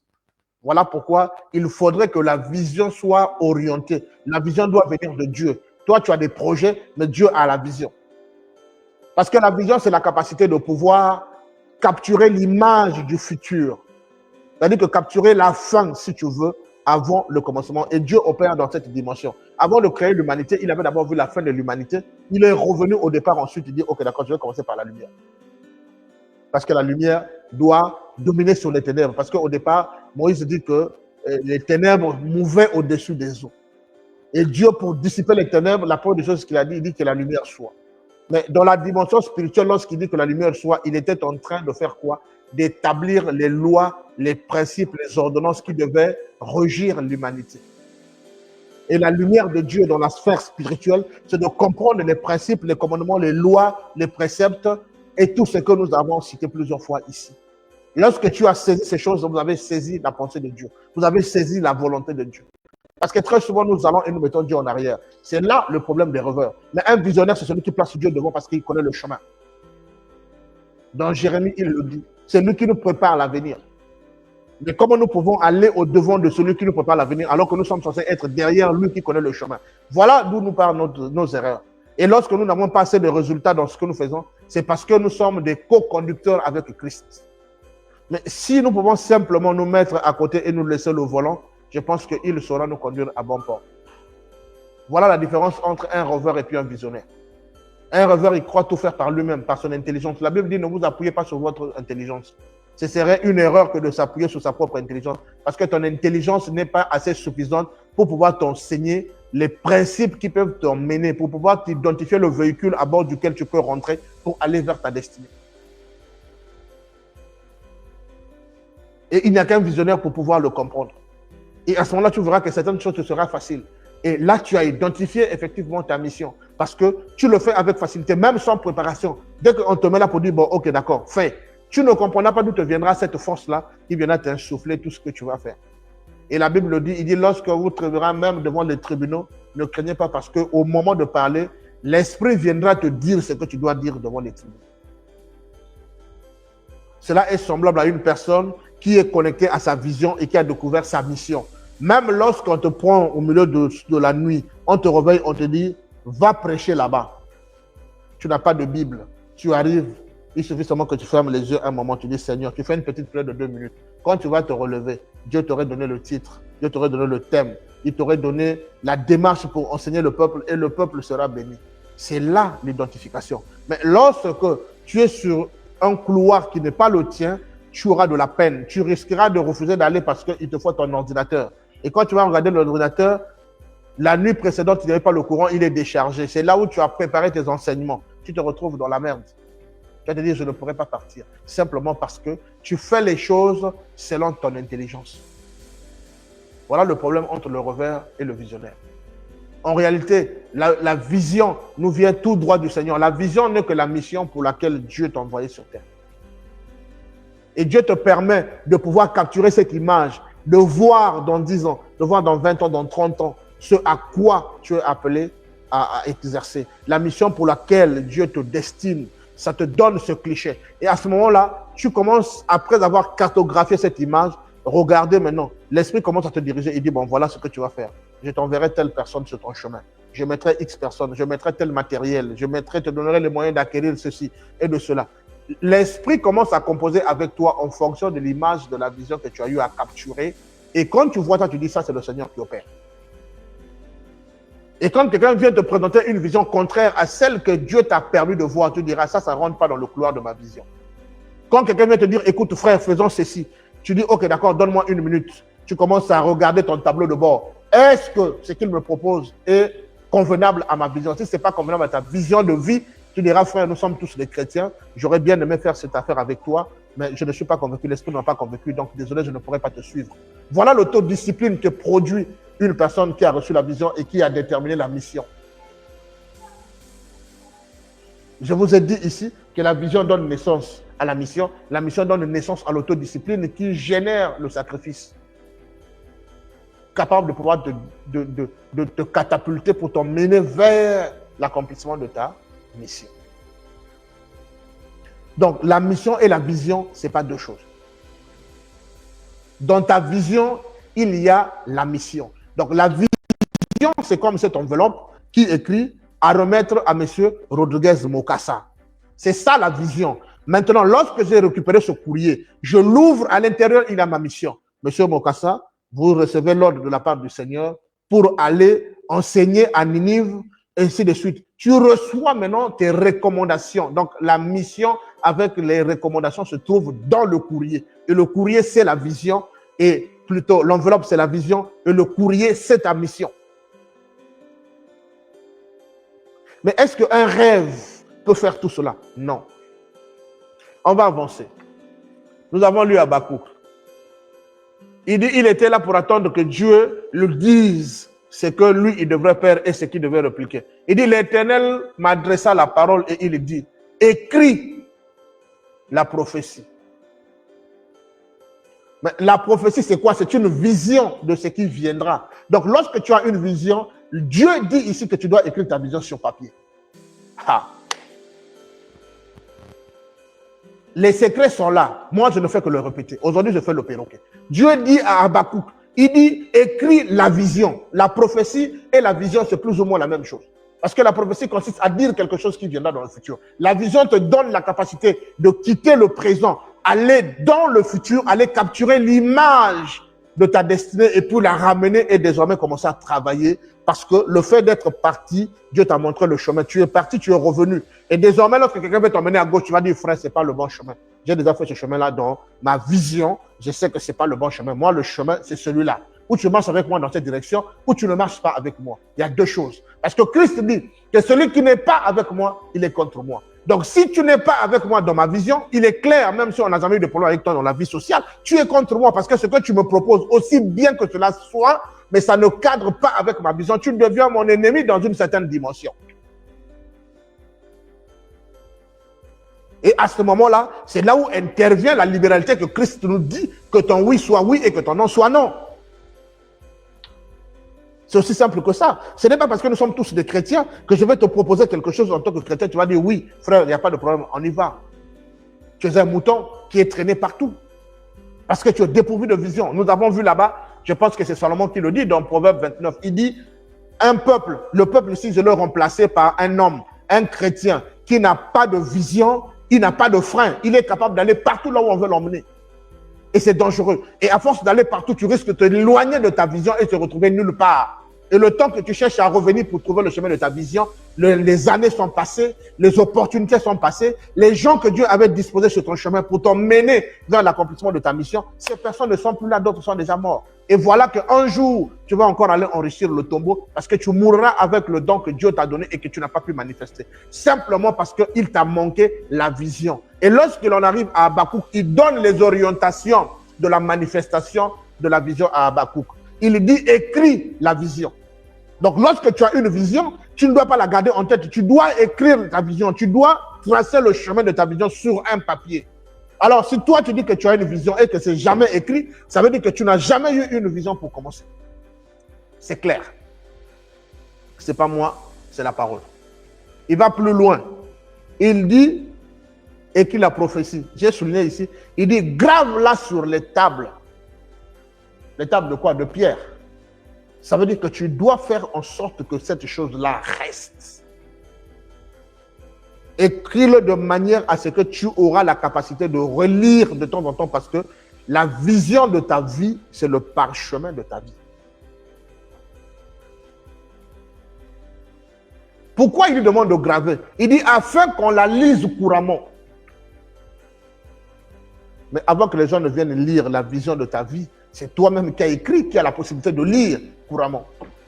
Ça veut dire que les principes de la vision de ta vie, les détails de la vision de ta vie doivent être écrits avec une clarté à telle enseigne que même si tu es mort, tu as fait 5 ans dans le monde des allongés, on te réveille, on te dit, est-ce que tu peux nous parler de ta vision? Tu auras la capacité de pouvoir décrire ta vision. Tu dis, avant que je n'aille me reposer pendant 5000 ans, ma vision était écrite telle que la première saison devait être celle-là, la deuxième étape c'était celle-ci, ainsi de suite, jusqu'à conclure. C'est Dieu qui demande à Habakkuk. Voilà le modèle de visionnaire. Si tu as une vision, il faut que tu l'écrives. Tu ne l'écris pas, tu n'as pas de vision selon Dieu. Je souhaite vraiment que vous notez ce verset pour que vous méditez là-dessus. Habakkuk 2 à partir du verset 1 à 3. Et au troisième verset, il va donc, oh c'est merveilleux, il va donc terminer, il dit, car c'est une prophétie dont le temps est déjà fixé. Ah, donc on comprend que tu peux avoir une vision, tu peux avoir une mission, mais il faut attendre le temps de Dieu pour que Dieu te donne le top pour que tu te lances. Là aussi, c'est quelque chose. Non, on partage, s'il vous plaît. On partage. Ne soyons pas égoïstes, partageons, s'il vous plaît. Hein? Ben Kaboul Live, on l'aime, Ben Kaboul Live. Partageons pour qu'on avance. Parce que quand je démarre là, on va courir maintenant pour chuter. Parce que je ne ferai maintenant que lire les versets bibliques pour renforcer ce que nous avons échangé avec vous. Nous avons vu que la première dimension de l'illumination, lorsque tu as rencontré le sacré, c'est la vision. Jusque-là, on est sur la vision. Mais après, on verra la deuxième dimension et ensuite la troisième dimension et on a fini avec notre live. Donc, on va accélérer, on va te donner vraiment très peu de temps pour ce qui nous reste. Je ne sais pas, il est quelle heure? Il est quelle heure déjà? D'accord, donc on va shooter vraiment. En tout cas, relevez le verset et tout ce qu'on dira, prenez le soin vraiment de prendre les notes. Là, Habakkuk nous demande, Dieu dit à Habakkuk de prendre les notes. Il dit, il faut écrire la vision sur une table de sorte à ce que l'homme parvienne à le lire couramment. Toi qui as un problème avec la destinée, toi qui as confondu hier le rêve avec la vision, tu te disais certainement que tes rêves peuvent s'accomplir. Aujourd'hui, je te fais savoir que ton rêve ne s'accomplira jamais, mais c'est la vision qui s'accomplira. Mais la vision qui s'accomplira ne sont plus tes projets, mais c'est les desseins de Dieu qui s'accomplissent. Parce que la Bible dit que le cœur de l'homme est plein de projets, mais ce sont les desseins de Dieu qui s'accomplissent. Donc la vision que tu vas porter a un propriétaire. Cette vision, le propriétaire que tu portes s'appelle Christ. Il s'appelle Dieu, celui qui est mort à la croix il y a 2000 ans poussière. Donc du coup, la vision que tu comptes réaliser, ce n'est pas la vision de ta vie.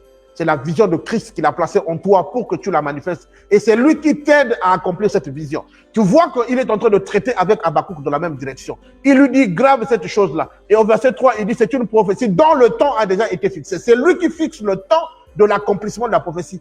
Pas tes efforts, pas ta disposition, mais le temps qu'il a fixé. Il dit, elle marche vers son terme, donc vers son accomplissement.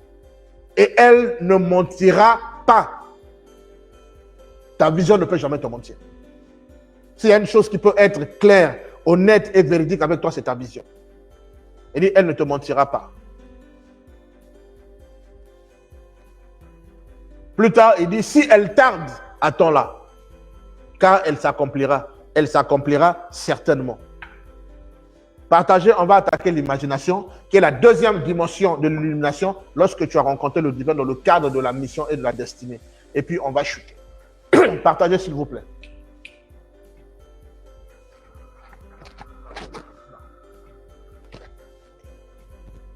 Partagez, s'il vous plaît.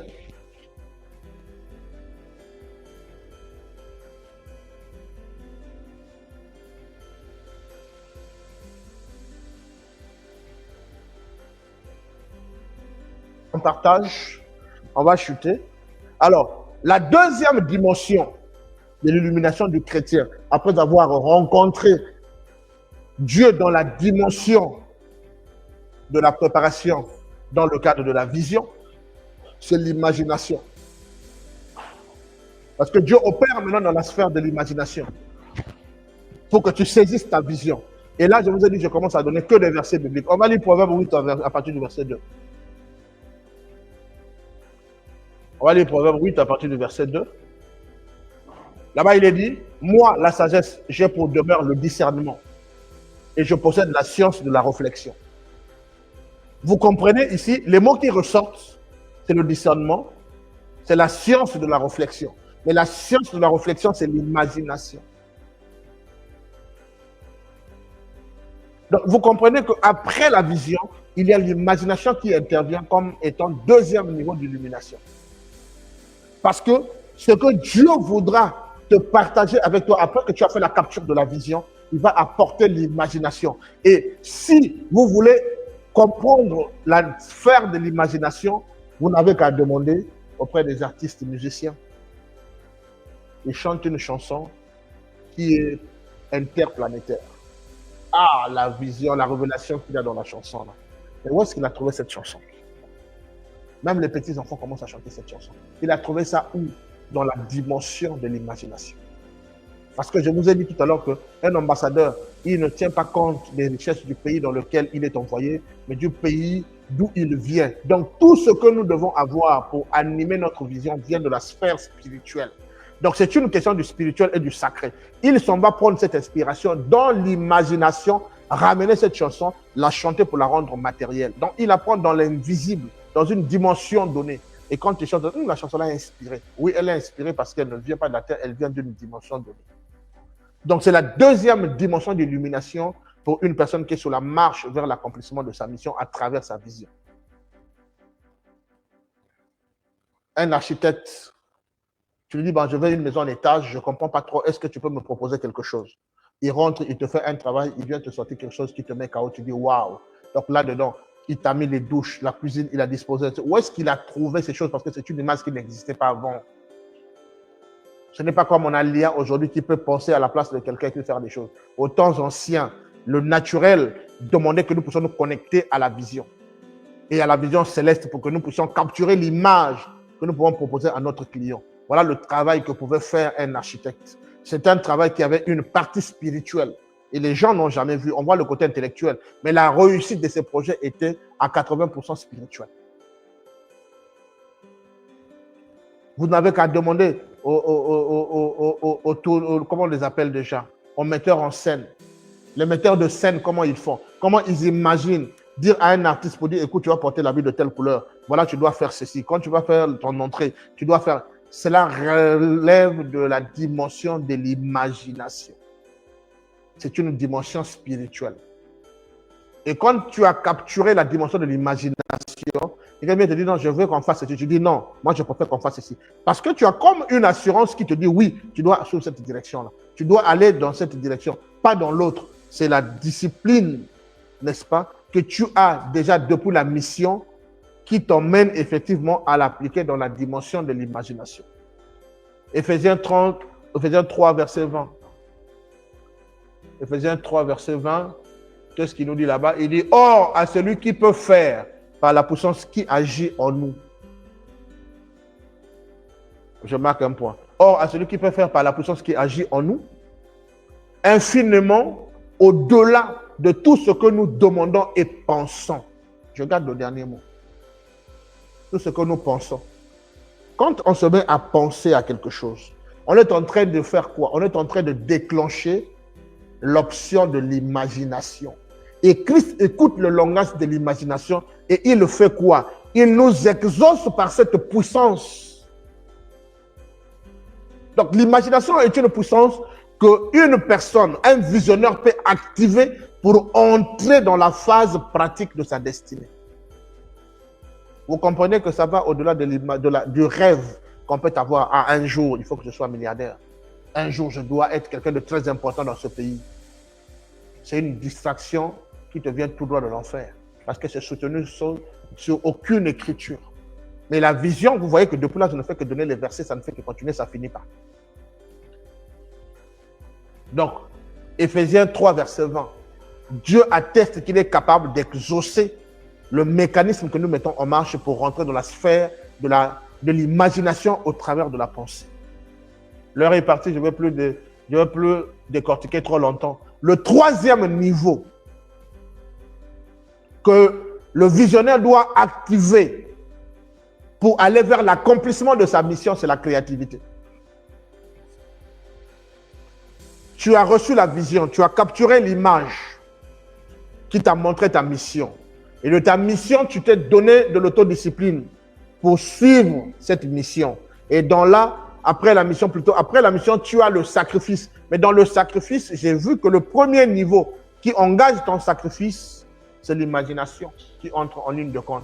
Et qui requiert, si tu veux, l'autodiscipline également dans cette imagination. Être capable d'être sélectif dans la dimension spirituelle. Ce que tu peux prendre et ce que tu peux pas prendre. Quel ingrédient il faut pour faire ton plat de mission. Au-delà de l'imagination, on doit tomber dans la créativité.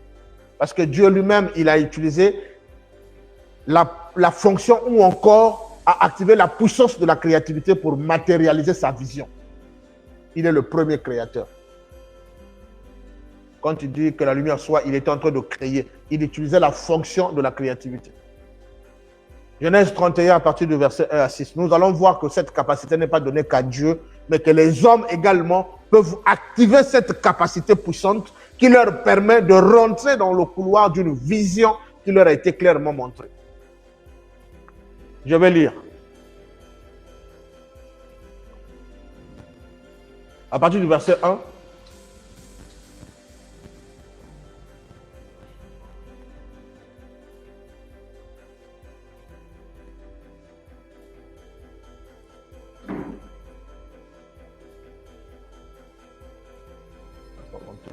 attendez une minute.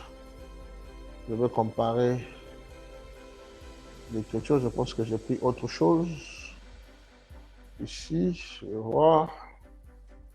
On est sur Genèse 31.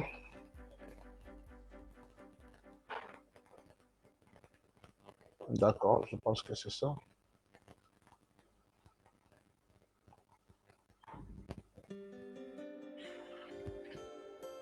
La capacité de la créativité. Jacob entendit les propos des fils de Laban qui disaient « Jacob a pris tout ce qui était à notre père et c'est avec le bien de notre père qu'il s'est acquis toute cette richesse. » Jacob remarqua aussi le visage de Laban et voici, il n'était pas envers lui comme auparavant. Alors l'Éternel dit à Jacob « Retourne au pays de tes pères et dans ton lieu de naissance et je serai avec toi. » Jacob fit appeler Léa, Rachel et Léa qui étaient au champ vers son troupeau et il leur dit « Je vois au visage de votre père qu'il n'est plus envers moi comme auparavant, mais le Dieu de mon père a été avec moi. » Donc là, j'ai pris ce verset exprès pour dire que dans votre vision qui donnera naissance à votre mission, il y aura l'ange de l'Éternel qui vous accompagnera, qui sera capable de vous guider, qui sera capable de vous dire que le temps est arrivé que tu partes de ces lieux, que tu ailles d'un endroit à un autre. Ça, ce n'est pas toujours ta pensée qui te guide, ce n'est pas ton rêve qui est capable de te guider comme cela. Nous avons vu que Habakkuk, il donnait à Habakkuk, il dit voilà, la révélation que tu as reçue, la vision que tu as reçue à un temps déterminé. Cette vision-là va s'accomplir, qu'importe le temps. Même si tu penses que c'est long, reste dans la perspective parce que quand le temps sera arrivé, ce sera le top. Et ici, on voit que dans la vision de la créativité, dans la dimension de la créativité également, il est celui qui peut dire stop, ne fais plus ce produit-là, désormais fais un tel produit. Apporte l'innovation à tel moment. L'inspiration arrive et vient comme un vent qui vient souffler sur ta créativité et te donne la possibilité de pouvoir faire des choses nouvelles, de pouvoir quitter un lieu à un autre. Et quand même tu seras combattu, l'Éternel sera avec toi parce que c'est lui qui guide tes pas. Pour ceux qui connaissent l'histoire, on voit que lorsqu'il est parti en fouillant, Laban et ses enfants et tous les autres de ses serviteurs l'ont poursuivi pour le faire du mal. Mais vous remarquez que Jacob ne pouvait pas se battre parce qu'il n'en avait pas la capacité. Il était faible et seul. Mais Dieu est intervenu pour Jacob. Il a menacé Laban. Il dit, si tu le touches, tu m'as touché. Parce qu'il opérait dans la sphère de la vision qui avait donné naissance à sa mission. Mais est-ce qu'un rêve que tu mijotes dans ton cerveau est capable de faire toutes ces opérations? Ce n'est pas possible. Exode 31, à partir du verset 1. L'Éternel parla à Moïse et dit, sache que j'ai choisi Betsalel, fils d'Uri, fils de Our, de la tribu de Juda. Je l'ai rempli de l'Esprit de Dieu. Je l'ai rempli de l'Esprit de sagesse, d'intelligence et de savoir pour toutes sortes d'ouvrages. Vous comprenez à travers ce verset que c'est Dieu qui donne au semeur la sémence. Tu ne peux pas recevoir une vision si elle ne vient pas de Dieu. Et si tu peux être un visionnaire, nous l'avons dit plusieurs fois au cours de ce live, c'est que tu dois être une personne qui est sur le point d'accomplir un bien qui serve à plusieurs personnes. La mission que Dieu avait mis dans les fils de Betsaël ici, les fils d'Uri et de Hur, ce n'est pas pour leurs intérêts personnels. Dieu les a équipés de sagesse, d'intelligence et de savoir, c'est-à-dire de connaissances sur toutes sortes d'ouvrages. Il dit, je l'ai rendu capable de faire des inventions. C'est pas tout. Il dit de travailler de l'or. C'est pas tout. De l'argent et de l'orin. C'est pas tout. De graver les pierres à enchâsser. C'est pas tout. De travailler sur le bois. C'est pas tout. Et d'exercer toutes sortes d'ouvrages. Voilà de quoi Dieu est capable d'équiper une personne à qui il a donné une vision. Et comment espères-tu atteindre des sommités? Comment espères-tu te lever à un niveau au-delà des autres si tu n'opères pas dans la dimension de la vision? Parce que nous avons vu que la vision, c'est la première sphère, le premier niveau d'illumination. Après, nous sommes arrivés dans l'imagination qui est le deuxième niveau. Et là, nous tombons dans la dimension de la créativité. Et tout ça là, c'est les différents fonctionnements qu'incarne ou que comporte une vision. C'est loin d'être un rêve. Et le bien ici, c'est que je ne dis rien de mes propres propos, mais je l'appuie avec les Écritures. Donc Dieu est capable d'équiper une personne de plusieurs types de compétences transversales pour le permettre d'accomplir et de mener à bout sa vision. Je vous ai dit ici que Dieu peut donner une vision à une personne, mais de cette vision-là naîtra plusieurs sous-visions. Et donc, ça peut être des multitudes de gens qui viendront autour de cette vision pour l'accomplir. Et nous voyons que Dieu était obligé, et pourtant la mission était donnée à Moïse seul. Mais Dieu dit à Moïse, j'ai équipé, j'ai choisi Betsaël, fils de Uri, et je l'ai rempli de l'Esprit de Dieu. Je lui ai donné la sagesse, je lui ai donné l'intelligence, je lui ai donné le savoir, la connaissance de toutes sortes d'ouvrages. Je l'ai rendu capable de faire des inventions, de travailler l'or, de l'argent, de l'airain, de graver sur les pierres, de travailler sur le bois, d'exercer toutes sortes d'ouvrages. Tout ça, il le confie à une personne. Mais à Moïse, il ne lui a pas donné toutes ces choses. Mais pourtant, la question, ou plutôt la mission, ou sinon la vision que Dieu a donnée au fils, à Betsaël plutôt, le fils de Uri, c'est une mission qui vient en complémentarité avec la vision que Moïse devait accomplir. Donc, votre vision ne doit pas forcément vous mettre en pole position ou vous mettre en tête. Vous pouvez être là, mais vous jouez un rôle très noble parce que Moïse ne pouvait pas accumuler tout cela. D'ailleurs, nous voyons un peu plus loin dans la Bible, je crois que dans Exode, il avait pour mission, chaque matin, il sortait, il mettait son fauteuil et il réglait tous les problèmes des enfants d'Israël. Ils étaient près de 2 millions de personnes. Imagine du matin jusqu'au soir, tu reçois les requêtes. Moïse, un tel a dragué ma femme. Moïse, un tel, il m'a escroqué. Il m'a volé mon ceci. Il était là en train de gérer. Et son beau-père qu'il avait visité, il vient, il l'observe toute une journée. À la fin, Moïse est fatigué, même manger, il a des problèmes. Il dit, mais Moïse, c'est quoi ton problème? Qu'est-ce que tu fais? Il dit, mais je n'ai pas le choix, c'est ma responsabilité. Il dit, non, ce n'est pas comme ça que ça doit se faire. En tant que sacrificateur de Madian, avec l'expérience qu'il avait, il a commencé à conseiller Moïse. Il dit, écoute, constitue le peuple en 3 groupes. Le groupe de 1000, le groupe de 100 et le groupe de 10. Chaque jour, s'il y a ceux-là qui ont des problèmes, ils vont voir le groupe de 10. Si ça dépasse ceux de 10 qui n'ont pas de solution, ils vont voir le chef de groupe de 100. Si celui de groupe de 100 n'a pas trouvé, il vient voir le chef de groupe de 1000. Si ceux-là n'ont pas trouvé la solution, ils viennent maintenant à toi. Et ça a donné un libre temps fou à Moïse. Désormais, il passait pas le temps à trancher les affaires. Voilà comment Dieu a équipé une autre personne avec une connaissance pour venir compléter les bonnes conditions de la mission de Moïse. Donc, vous comprenez que dans la vision, il y a la mission de plusieurs personnes. Et je m'en vais vous dire que votre destinée cache plusieurs destinées. Aussi longtemps que vous ne vous engagez pas dans votre destinée, certaines destinées restent en pause parce qu'ils attendent que vous commenciez afin que leur mission se déploie. Jean le Baptiste avec Christ, ça faisait 6 mois que Jean était dans le ventre. Il a fallu ce jour-là que Marie se rapproche d'Élisabeth. Et lorsqu'il a dit, l'ange m'a visité, voilà ce que l'ange m'a dit. Il m'a dit que je porterai un fils, on l'appellera Jésus. Dès que le nom de Jésus a été cité pour la première fois sur une bouche humaine, cela a donné naissance à la vie de Jean le Baptiste, qui était le cousin de Jésus, mais conçu 6 mois avant Christ. Il était une grossesse conçue, mais qui n'avait pas de la vie. Il a fallu que Christ se rapproche tout près de lui et que la porteuse de la grossesse de Christ se rapproche de la porteuse de la grossesse de Jean le Baptiste pour qu'il y ait communication d'onction, qu'il y ait communication de mission. Et la mission de Christ ne pouvait pas trouver son sens sans Jean le Baptiste, tout comme la mission de Jean le Baptiste ne peut pas trouver son sens sans la mission de Jésus. Parce que Jean a été annoncé par le prophète Ésaïe beaucoup de centaines d'années plus tôt. Vous comprenez l'entremêlage de plusieurs missions au travers d'une seule vision. Et ça n'a rien à voir avec l'intellectualisme. Ça n'a rien à voir avec les diplômes que vous avez eus à l'école. Ça a à voir avec la maîtrise des principes divins qui vous permettent d'accélérer votre croissance pour rentrer dans votre trajectoire de destinée et aller vers votre idéal de vie.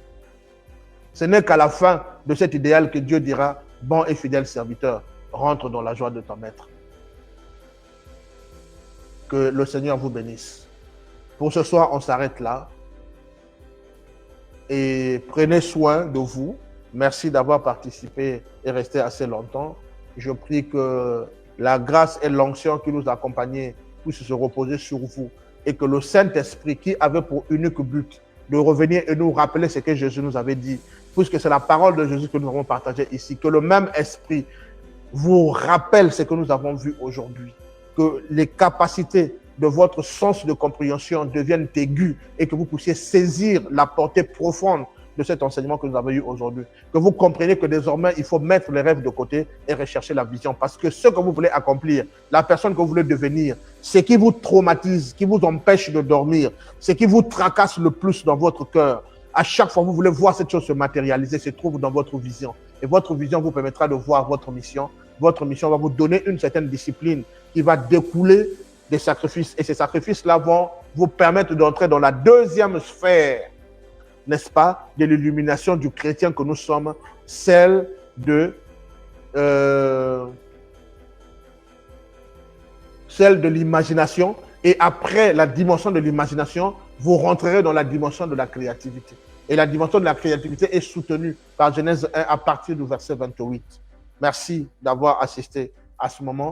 Je prie encore une fois de plus que le Seigneur vous bénisse et que tout type de bénédiction vous soit accordé. On vous donne rendez-vous samedi prochain, et plutôt le samedi de cette semaine. Nous aurons une séance. Restez attachés à cette page, likez, partagez la page, partagez la vidéo, quoi même que nous sommes à la fin. Je crois qu'il y a d'autres personnes qui voudront suivre.